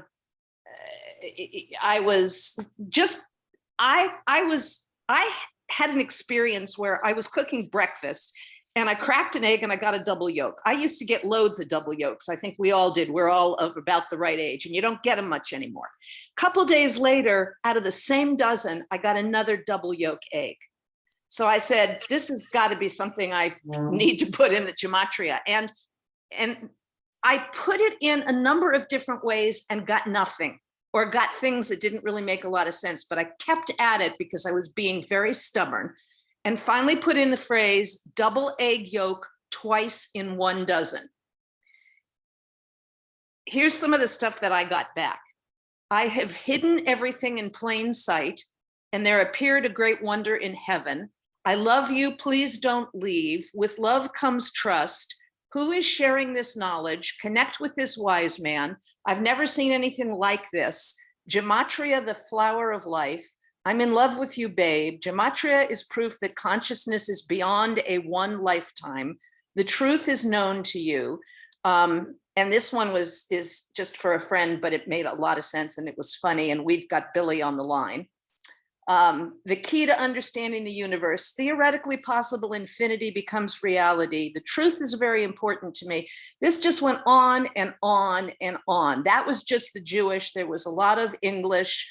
But the thing that I found very, very interesting, I saw these double yolk eggs. I said, my husband, Roy, transitioned almost 3 years ago. And I'm thinking, okay, Roy, you're trying to send me a message. One of the things that came up was, do not throw me in the briar patch, which was his absolute favorite phrase. And then the last thing in the Jewish was the first 2 letters of my name, R-O. So, you know, I gotta be honest, when Cheryl first introduced me to gematria, excuse my language, but I wanted to call bullshit on her. But I just kept at it over and over and over, and I am getting remarkable results now. So that's my 2 cents. Hey, Cheryl. Yeah. Can you hear me? Yeah, we can hear you, Stephen. Yeah, I was just gonna say, you know, I'm really enjoying everything that's being presented and the experiences people have had. And, you know, I just wanted to say that you know, when Cheryl and I have been doing this, I mean, we always just kind of, although we've had the experience over and over and over again in terms of the synchronicity of the events that take place, we always just turn to each other and say, you can't make this stuff up.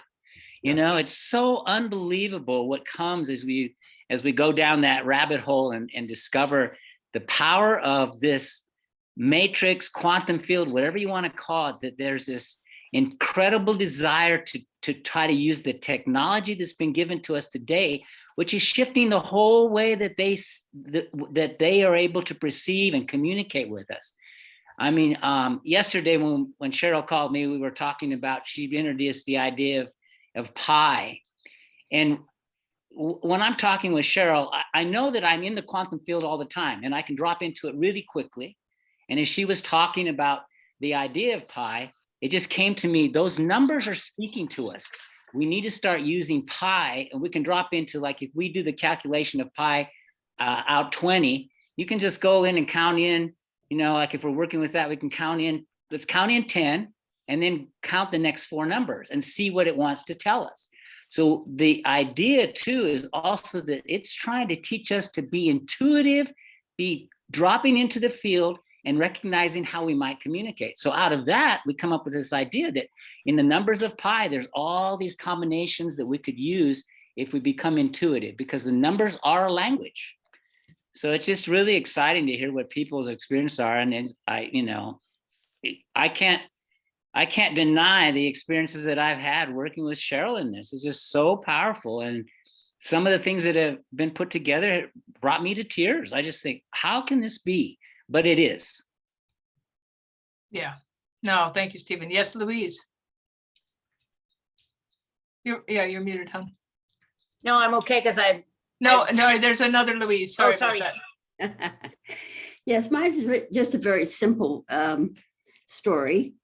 But this morning when I was, I was pretending to meditate, I should say. I was really holding my dog who was sleeping in. And I thought, okay, I'm just going to close my eyes and see what I can do in meditation. And suddenly I heard the word Nathan. I never hear names. And I have some kind of an association with Anthony. So I thought to myself, is that really Anthony? No, Nathan. So I came in when the dog finally woke up and put Nathan in spirit. And what I got was, I am a Pleiadian, really God, wisdom and courage. Awesome. So you had a visit from a Pleiadian. Duncan's going to share some. I just want to share one more because I know some folks might drop off and I don't want you guys to miss this one because it really is out of the ballpark. So it'll give you a second to cue yours up, Duncan, okay? Certainly, yeah.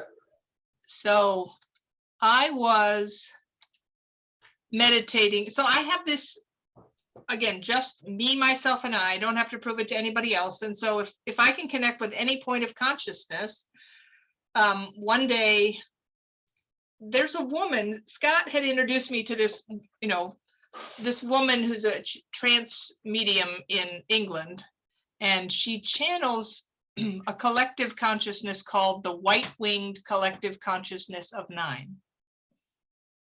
And so I've read her books and it's very interesting. And it's the books are just channeled transmissions from the white-winged collective consciousness of 9. So one day I'm sitting down to meditate and I see one of the books and I think, oh, maybe today I'll ask the white-winged collective consciousness of 9 to step in and give me some wisdom.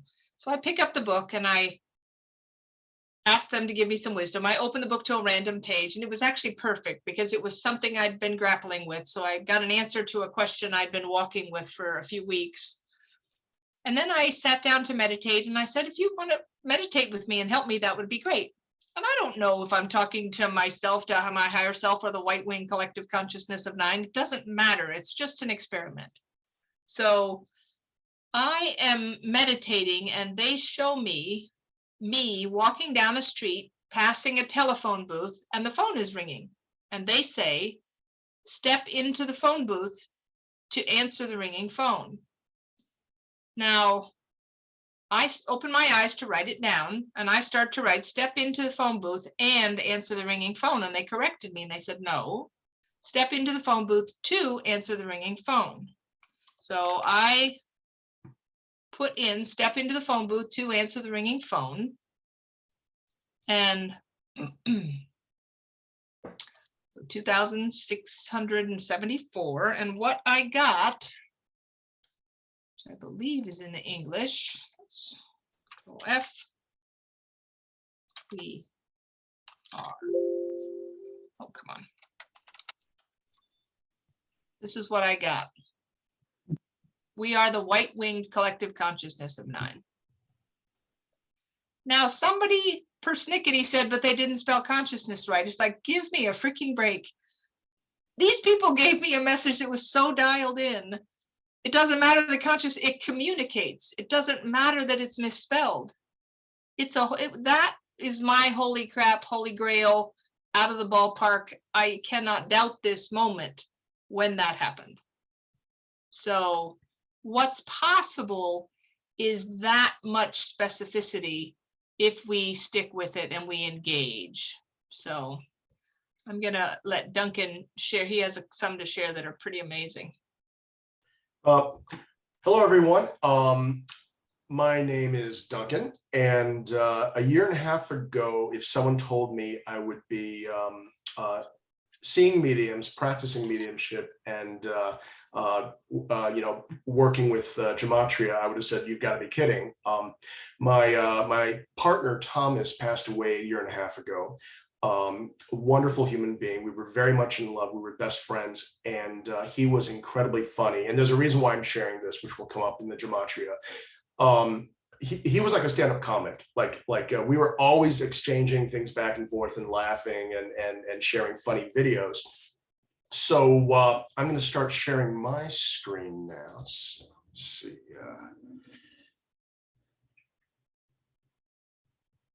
This is the one. Yeah. Okay.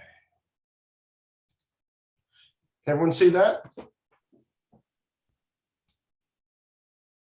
Yes, sorry. Great. Right. Yep. So I met Cheryl about a year ago, actually, and Cheryl has been a wonderful friend to me, and also I consider her one of my mentors, and I'm very grateful for that. And so she introduced me to Gematria, and I was sharing with her the experiences I had with mediums, and 2 separate mediums had told me that Thomas was giving me a candy apple, which made absolutely no sense to me because we've never eaten candy apples. We've never, done anything like that. But Cheryl, had the nudge to enter Thomas Gives Duncan a candy apple into Gematria. And she received a beautiful message. And this is my first experience with Gematria. This one right here. Dude, it's me. I'm okay. I'm not dead. I'm back. See? And we often refer to each other as dudes or babes, depending. But dude was like one of our terms of endearment. And so for me, that was my first introduction to Gematria. And it was a very powerful one. So over the last year, my use of Gematria has been primarily to prove to myself that my loved one is still very much alive, as is all of our loved ones. And so I'd like to share a few examples. Hey, Duncan, Yep. I want to interject. It's so important what you shared, because sometimes we go to a medium and we get a reading and we get a no. That candy apple was a no for you. You don't know what the freaking candy apple is, but it kept coming up. So sometimes the no, the Gematria potentially gives you a way to turn a no into a message, because you have another way for them to communicate what they're trying to get across. Exactly. And I've gotten much better at just keeping notes on what doesn't make sense, and oftentimes they do make sense, weeks, months later. Before I share the next one, one sign I asked Thomas for, and this was very early, like this is probably within 2 months after his passing, was, and I don't know why I asked it, it felt very arbitrary at the time, was I was like, if you can show me repeating numbers 4, like, 44, 444, any sequence of 4s, I'll know that's you. And Thomas delivered. Like, aside from the actual signs I get, like on the clocks, on my speedometer. Well, I'm not going 444 miles, but 44 maybe. It just shows up so many times in my life. And so the next one is I had 3 separate mediums tell me that Thomas was playing a trumpet for me. And that, again, made absolutely no sense. He did not play an instrument. I had no idea what that meant. So of course, I entered it into Gematria, and there you go. And so for me, that's Thomas just saying, yep, you got it. That's right. And there's some other wonderful gifts in this one too. It won't be too much longer. You have not lost me. So that one, Thomas plays trumpet for Duncan. I'd like people to remember the Jewish value of that. That is 1849. And I'll jump on to the next slide.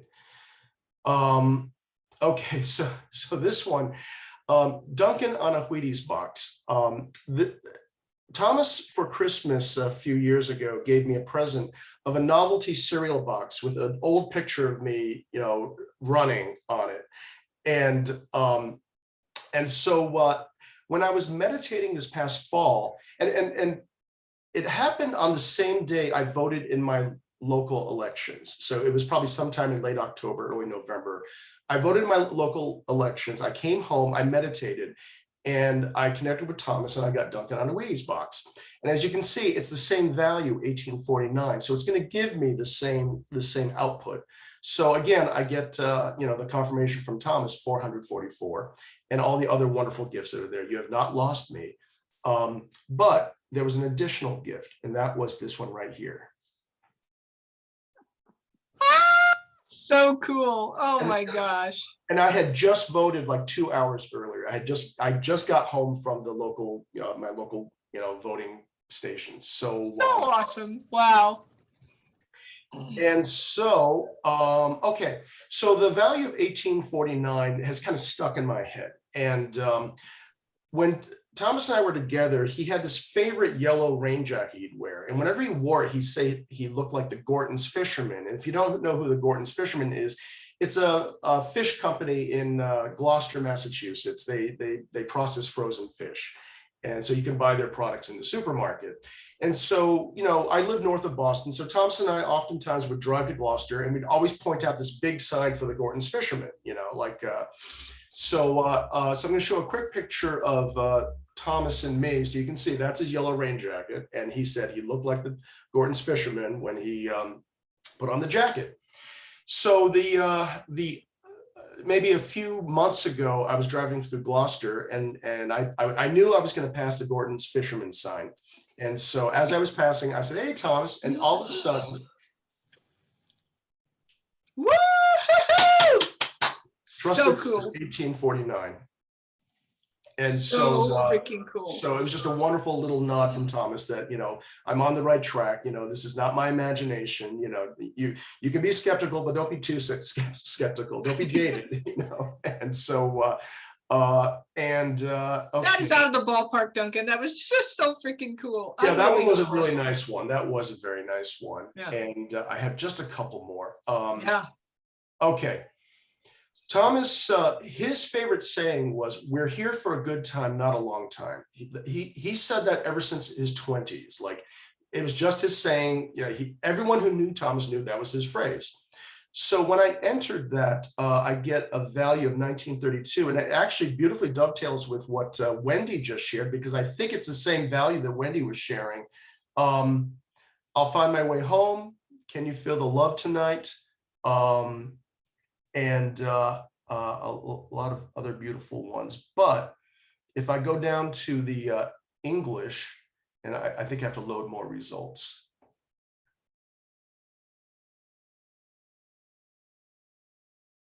Oh, that's Jewish.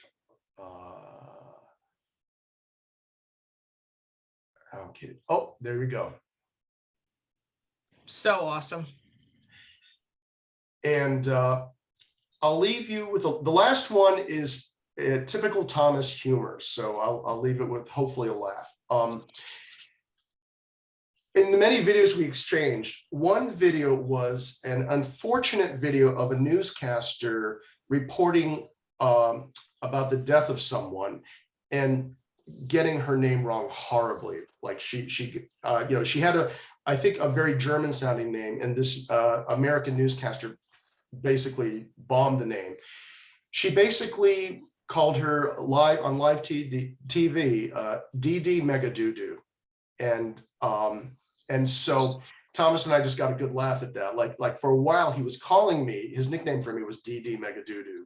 And this is a screenshot of a text message exchange from Thomas and me. So you can see, he called me, hi, DD Megadoodoo. And so this past Valentine's Day, I was having my coffee in the morning. I was in the kitchen and I was missing Thomas. It was Valentine's Day. And all of a sudden that video of the newscaster mispronouncing the name popped up on my news feed. And that was not something I'd seen or thought of since before Thomas passed away. So I got a good laugh out of it, and I thank Thomas for the laugh because he was always giving me laughs. And then of course I had a nudge from him to enter DD Megadoodoo into Gematria. So I entered DD Megadoodoo into Gematria, and there you go. And there's the first result. So awesome. So yeah, I was definitely skeptical at first, but like Wendy, I've just had too many. I've had too many examples that have convinced me that this is real. And I'll stop my share right now. Oh, Duncan, so freaking cool to hear those stories. And that Gorton's Fisherman one is just out of the ballpark. Oh my gosh, so magical. And that's the thing, guys, you definitely got to stick with it. But as they teach us how to do this dance, we get to trusting our intuition in different ways. So Steve and I were talking, this was April 9th, 2021, and we were just, the world is crazy and COVID and oh my God, we should just run away and live in a cave. Or like Steve was talking about running away, like, let's just freaking move out of the country, whatever, like where could we move to another planet, but running away.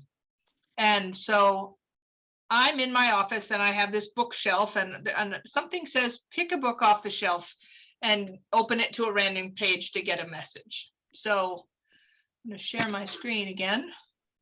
So the book is The Lively Adventures of Johnny Pingwing, which is an old book from the 1920s or something, but it's a children's book.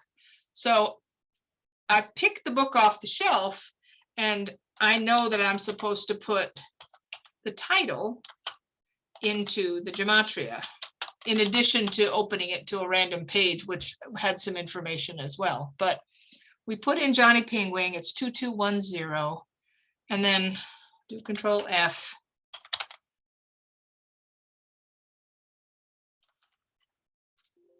You can't run or hide, Stephen.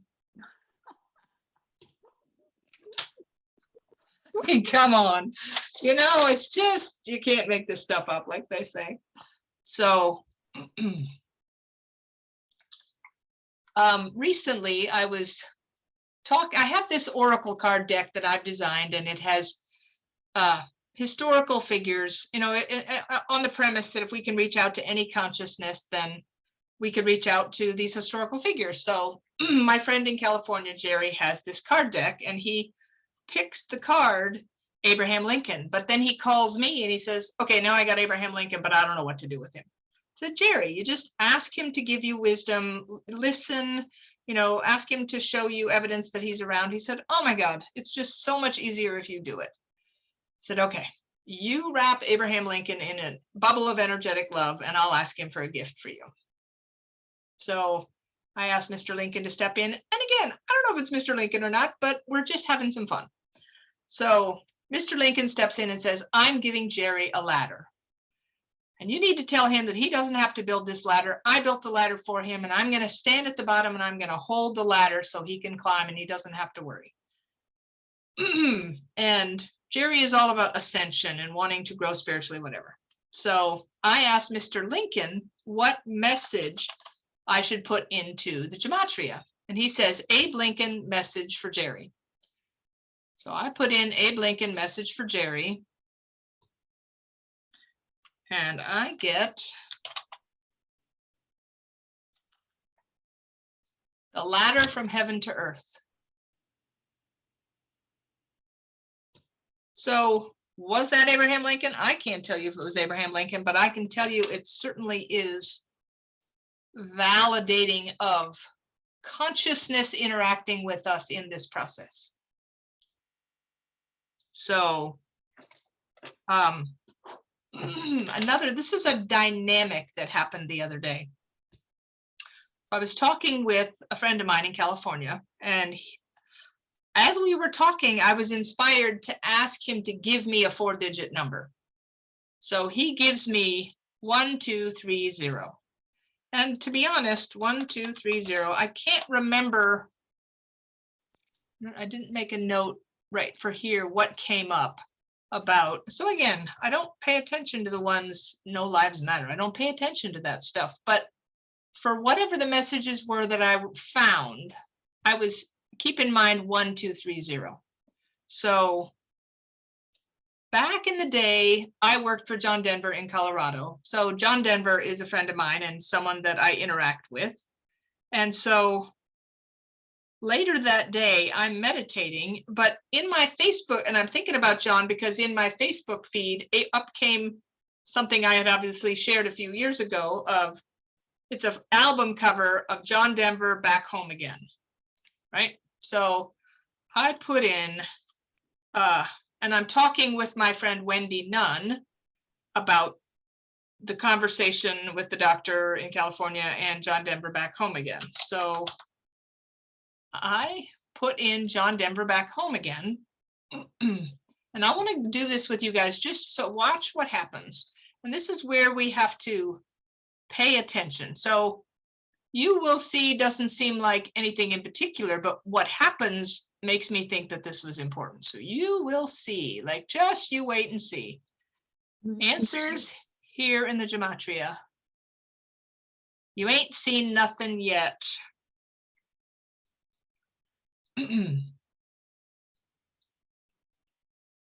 A very special person. There's something that will come up that is seek and ye shall find. So it's like the messages keep going. Unconditional love.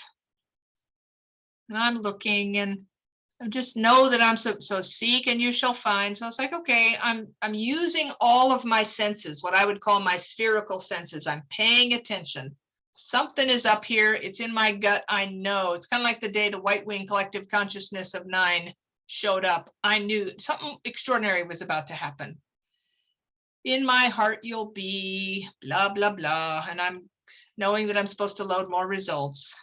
And I'm on the phone with Wendy when this happened, telling her. And so I'm just reading her the things that come up. Someone loved you. Wait for it. Wait for it. It's coming. There it is. Her name came up. Wendy Nunn. I'm on the phone with Wendy Nunn, and Wendy Nunn comes up in the Gematria. So, you know, we can say, how the heck does this work? I can't definitively tell you how it works, but I can tell you that it's amazing. So,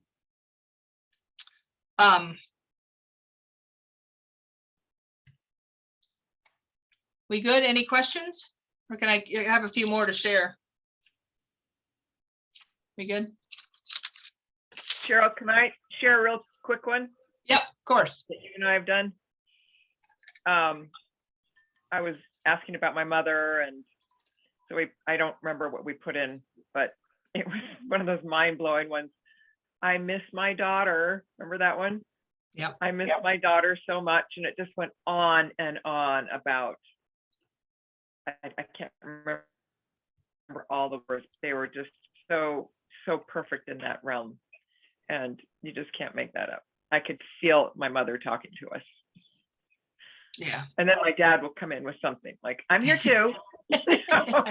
We're both here. And that's happened so many times. It's so beautiful. Yeah. That's awesome, Karen. Thank you.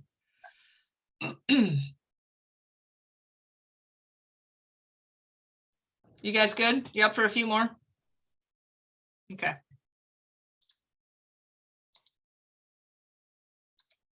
All right. So this was April 28th, and I'm thinking about Scott, meditating, and for some reason he shows me a 7-pointed star. Now, for anybody who's been to Glenwood Springs, Colorado, and been to Patty Rockstar's rock shop, she has a geode in that rock shop that has a 7-pointed star in the geode. So I'm seeing, he says 7-pointed star, and then I see that geode of the 7-pointed star. And then he says to me, you hold all the keys. And that should be 1447. Uh-oh. Well, I think it's here, even though sometimes what I'll do, so that tells me that it's in the English, but bear with me.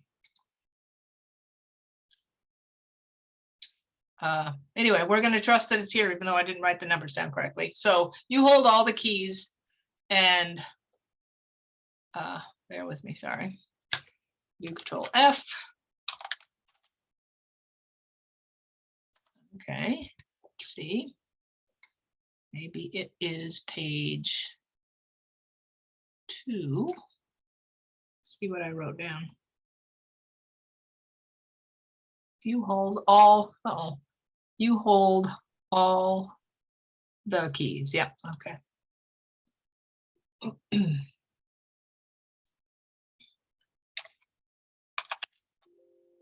Well, again, looks like I wrote down the numbers wrong, but essentially I put in you hold all the keys, and what came up is the 7-pointed star.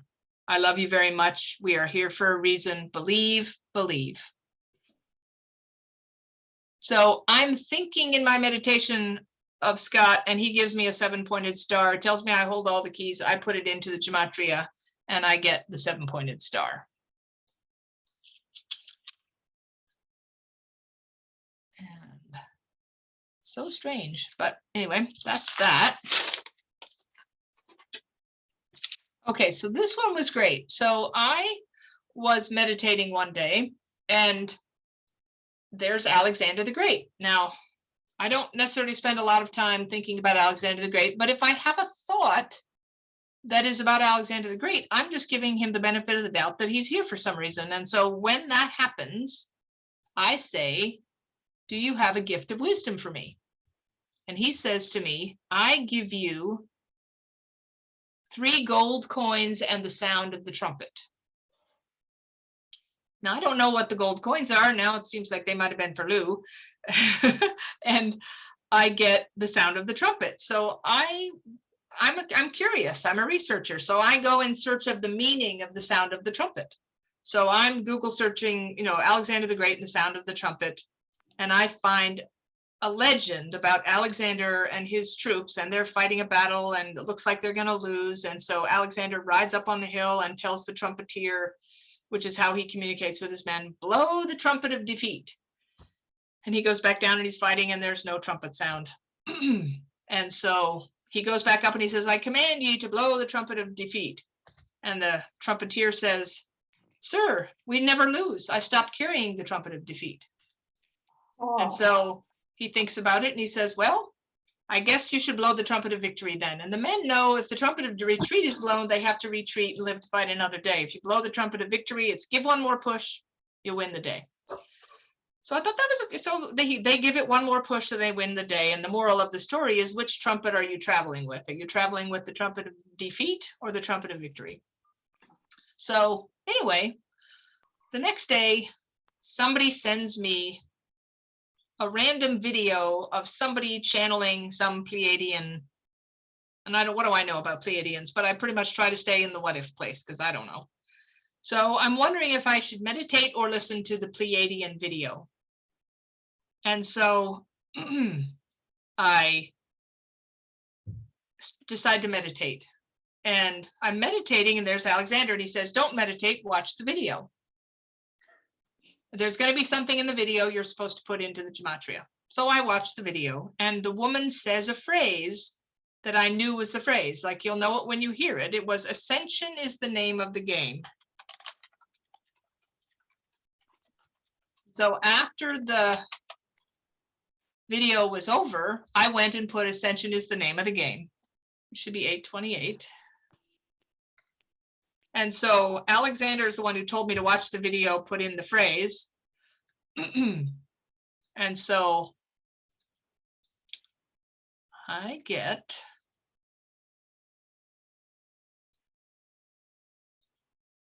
let's see, go left. The sound of the trumpet. So I get a validation from him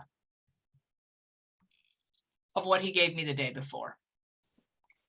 So again, it's a dynamic thing where it's not just a given. You have to really sort of keep your wits about you and pay attention. But here's another one. Suzanne Giesman is a medium some of you may know, and she was going to be doing a talk, and Robin Williams, she'd had some experience with Robin Williams in spirit. And so I asked Robin, okay, if you can talk to Suzanne, you can talk to me. And so can you give me some evidence about what she's going to talk about tonight? And so he's telling me, he says, dot to dot, connect the dots.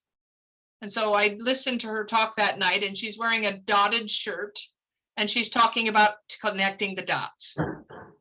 And the thing to know about Suzanne is she was a naval commander for 24 years. She flew on Air Force One. She was aide de camp to the chairman of the Joint Chiefs of Staff. And her daughter was struck by lightning and killed 5 years after 9/11. So I asked Robin after this dot to dot thing, okay, so if that was really you, can you give me some more evidence that, you were really here, you were really with Suzanne, whatever. So he says seashells. So I put in seashells, and what I get is, oops,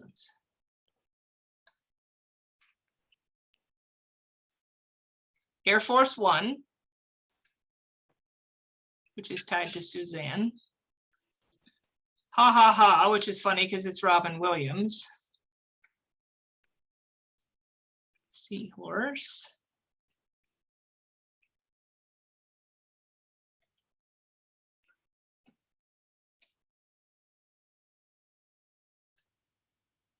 I'm gonna find it. Oh, I get lightning, and I get Suzanne. I get Suzanne, lightning, and Air Force One when I asked him for the evidence.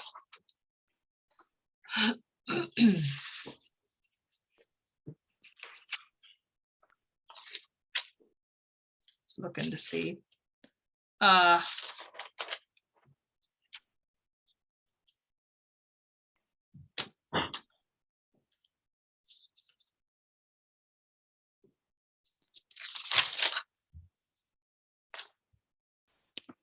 Okay, so this one is kind of convoluted, but I really want to share it with you so that you see it's a perfect example of how to think outside the box and follow where they lead you. Okay, so there's a gentleman called Robert J, and Robert J was an author.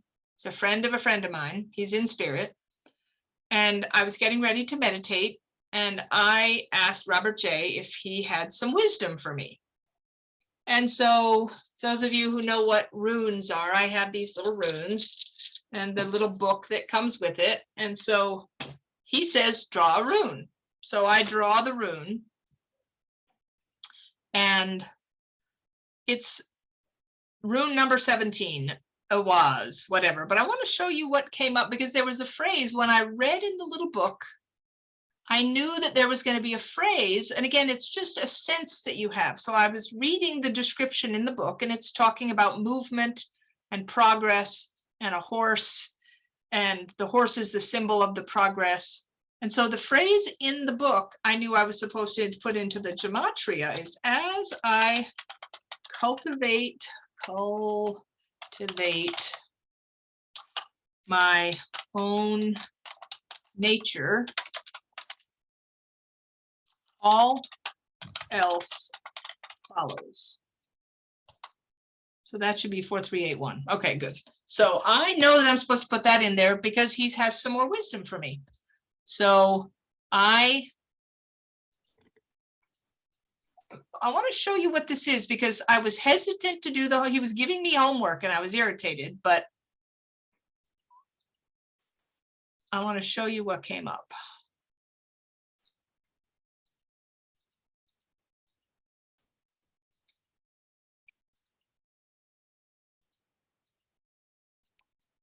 Bear with me. I think it might be down in the English. Okay, so add all the numbers from 13 to 31. How annoying is that? But it's like, so I had to basically take a piece of paper and write down 13, 14, 15, 16, 17, 18, all the way to 31, and then get out my calculator and add all the numbers together. So if I add all the numbers between 13 and 31, I get 418. And there was something important in the 418, but there was another piece of homework here after that that was more important to what he was trying to say, which is says 37 multiplied by 73. And so again, more homework. So I get out my calculator, 37 multiplied by 43 or 73 is 2701. So I decide I'm going to go to the Gematria and put in 2701. And there's an instruction, there's more homework. At the top, it says be wise and search the numbers in the Strong's Concordance. The Strong's Concordance is, I'm going to show you if I can open up a new window here. So if I type in Strong's, Steve, how would you describe Strong's? It's a scriptural reference tool, or what is it? So Strong's is used so every word that's used in the New and Old Testament is codified in Strong's Concordance in Hebrew and in Greek. And so you can look to a number or a word and it'll tell you the ancient meaning. So it's a way that people that work with scriptures are able to get more definitions than the ones we get in the King James or whatever. So it's very telling because that is also being used to communicate with us. So 2701, so I click on this and I don't remember if I found it here, or it might have been another. So we're basically seeing the village of cavalry, but in addition, it was another website had a slightly different interpretation of it, which, let me back up because it's important what happened, because keeping in mind movement and progress and the horse. That was actually the one you were looking at was the Hebrew, and it may have been the Greek. So they do it, and you got to look through those and figure out which one they're trying to use. Yeah, and so with that, I'll save time, but basically when I found it in whichever version it basically was Hazar Susa, which is horse village. So again, is it profound? Only to the degree that it shows me I'm being a good student. He gives me wisdom about keep making progress. You're the horse, the movement, the rune gave me some information. I follow down the rabbit hole, and the instruction is be wise and search the numbers in Strong's Concordance. So I go to Strong's and I find that 2701 in one of those translations is horse village. So Duncan, I see there's some comments in the chat. Is there anything? Yep. Actually, Ellen did a Gematria search, which came up some very nice results. You might want to take a quick look at that. Yeah. Most of it's people just having to sign out, but okay, yeah. Our Zoom with Cheryl. Oh, this is what she put in. She plugged in our Zoom with Cheryl. Yep. The world is waking up. Everything is known. I predict truth behind the veil revealed. Thank you, New Hampshire. which is where I'm at. The eye that sees forever, never stop exploring, architect of the universe. I'm amazed at how these numbers are going.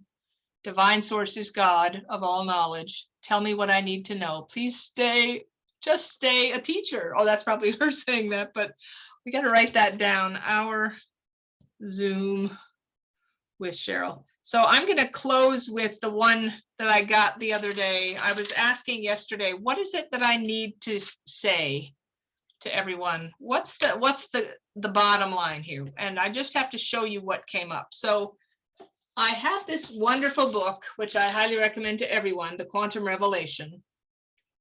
And I just opened it to a random page and I said, what is it I need to communicate?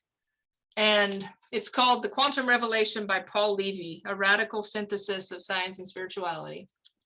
So I randomly opened to page 98, 99. And so there was some meaning in the book, but I just felt like this was really, if there was a closing message, then this is the message. And that is, I put in, because the page numbers seem to be significant. So I put in 9899 and I calculate.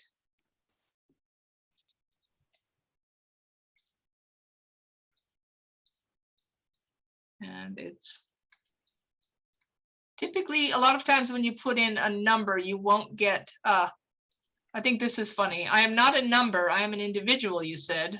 Actually, you are a symphony of numbers, a unique symphony, a unique dance, and a unique play of numbers in the matrix. Thought that was quite beautiful. But here is the one. So this is it. I don't know if I'm figuring it out. I don't know if it's my imagination versus being guided by the Holy Spirit, but I'm sure being shown some amazing things. And so I can't tell you guys exactly what this is, but I can tell you that if you're ever in a pickle, if you're ever in a bind and you need a message, open the random book. Think the first thing that comes into your mind. Call a friend, ask them to give you a phrase to put into the gematria or a number. I find that I don't feel like I'm making it up as much in my head if I put in a number instead of a, or you open the book to the random page, you get a message and you look at the page numbers. There's so many ways that this can be used, but they really do want to communicate with us. So that's what I got, guys. Yeah, Karen. Oh, yeah. Why do you ask a friend for a message? Because it's just kind of like the day that you got Bugs Bunny. You know, we don't always trust our own head. Because Scott can push a thought into somebody else's head just as well as he can to mine. But sometimes I'm not feeling totally like I'm trusting myself. So I'll ask somebody else because it's then at least I didn't make it up in my head. Maybe they made it up in their head, but at least I didn't make it up in my head. Great question. I was gonna say too that, you know, because Cheryl and I have done this a lot together. It's why you might ask another person is because the field is wanting everybody to learn this and to kind of feel what it feels like to have that information drop in. And the only way we can increase that is to challenge, you know, Cheryl challenges me all the time. She'll call me and I'm thinking, I'm not the person to do this. But then when we get the information, I was the person. So it's an opportunity for us to expand our ability by bringing in friends that are on the same level, at least have a belief and value some of this stuff that's going on. So it's a way for us to interact and to get evidence that this is really what it's about, you know, that this really does work that way. And so I'm always grateful to Cheryl when she says, hey, Steve, I want you to pick the number and pick a book and give me a number. And then we're just fascinated by how accurate that actually is. So it's an opportunity for us to grow. Yeah, great answer, Stephen. That's exactly right. So what are some, like, Lou, what do you think? What's your takeaway from all this, since it's you're brand new to this? What do you think? I'm thinking that I already started to do some homework, but I've got so much more to do. You know, it's fascinating. And if you surrender to it, it gets to be, you know, easier, and things show up like an Egyptian 1 pound coin when you're Exactly. walking the dogs. Yeah, So that's pretty awesome. cool. Yeah. You know what I have found too is you can have so much fun with it. And it Mhm. doesn't necessarily, you don't have to necessarily put in messages or things that you think are, you know, going to have some incredible spiritual kind of thing, and yet you still get fun things back. And you know, I mean, my double yolk egg was a little bit like that, but one day on Easter Sunday I was looking for a meme to send to my kids to say Happy Easter, and there was this stupid thing that came up, which was a drawing of an Easter bunny in a raincoat, and he's, you know, have you ever been flashed by the Easter bunny kind of thing. And I sent it to everybody, and I thought, gee, I wonder what's going to turn up if I did that. And I put that in, and I got all kinds of stuff that was so specific to me that it was fun. It was messages just from everywhere, and a number of things about John Denver, which means, you know, you were sending him too, Cheryl. But just, I mean, you can have so much fun with it, and it is just, and doing the fun stuff gives you the practice that you need to learn how to read through and ignore the things that really aren't significant and pick up on the things that are. And they're not always, you know, in the beginning when I started, I was looking only for personal messages. And there's bits of inspiration and wisdom that comes through in some of these things that may not feel like they're personal, but for those of us who are on that quest to understand the expansiveness of consciousness, it's definitely giving us some paths and some guidance. Yeah, you make a really, really important point, Wendy, which is that at some point early on, it's very personal, and I know what I'm looking for from my loved one. But as I expand, I'm seeking spiritual wisdom, and I'm seeking perspective. And there are things that come through in some random phrase about potato chips or whatever that rock my world. It's just like it's the thing that cracks you open to a different way of looking at things, or a different perspective that you wouldn't even have seen coming. So I wanted to say too, in terms of what was just said there, is, you know, is that at least in my experience, as we go doing this quantum field is all about playfulness and figuring out the puzzle, and having us realize that this is supposed to be fun, this world that we're in, and it expresses itself that way all the time. Cheryl and I just sometimes can't believe, we just laugh our heads off. It's like, look what they're doing, you know, look what they're playing the word game, the number game with us, and they've got this thing that we're trying to solve. And then when we do solve it, we feel it. We feel like we got there. We got what they were trying to lead us down this path of discovery. And so, you know, these are all these expressions of what this quantum field, this matrix is about. And we're to be joyful in this pursuit and have fun. It's exactly what was just expressed. And I just want to say amen to that. It was just, and it's a fun way to keep you in the game. And they have as much fun as we have. That's the other thing that we've learned from that. yeah. How about you, Karen? I just was, it as fascinating as the spirit communication part of it is, that part is more like second nature.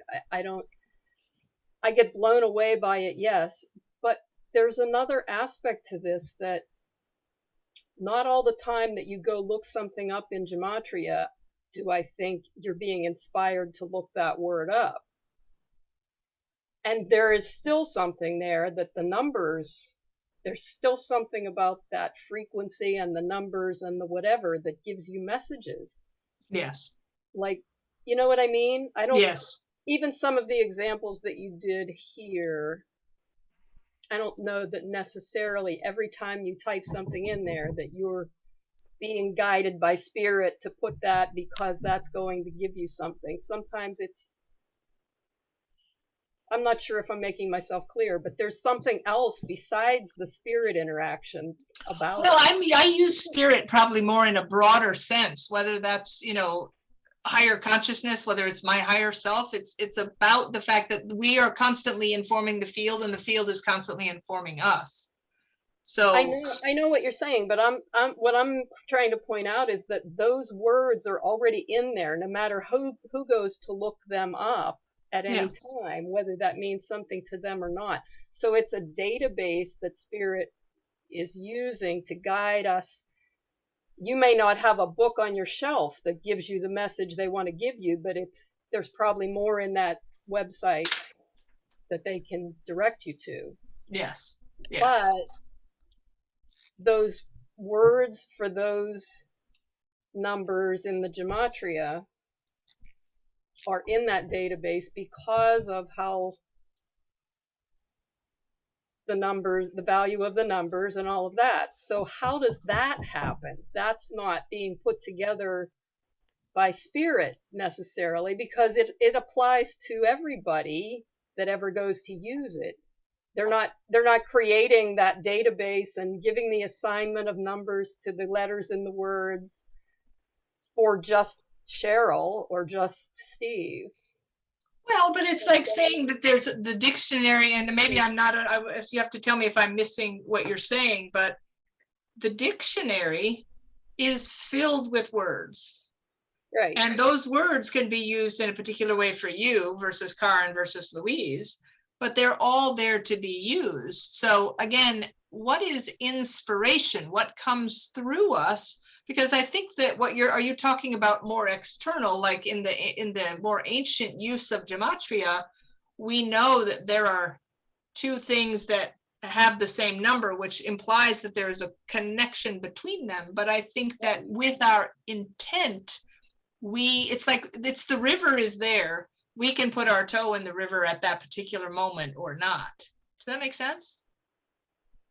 It does. I'm not sure I'm making myself clear either. Can I say something? Yeah. I'm not sure that this is where you're going, Karen, but I think I've been where you are. Because it's like, I what have is been the universal thing about it? How does that work? Yeah, that's Well, the fascinating. I have been trying desperately to get in touch with the people behind Gematrix.org to try and find, I mean, obviously they have written there's a number of algorithms that are generating these results, and they're building a database out of words that people put in. But I'm trying to understand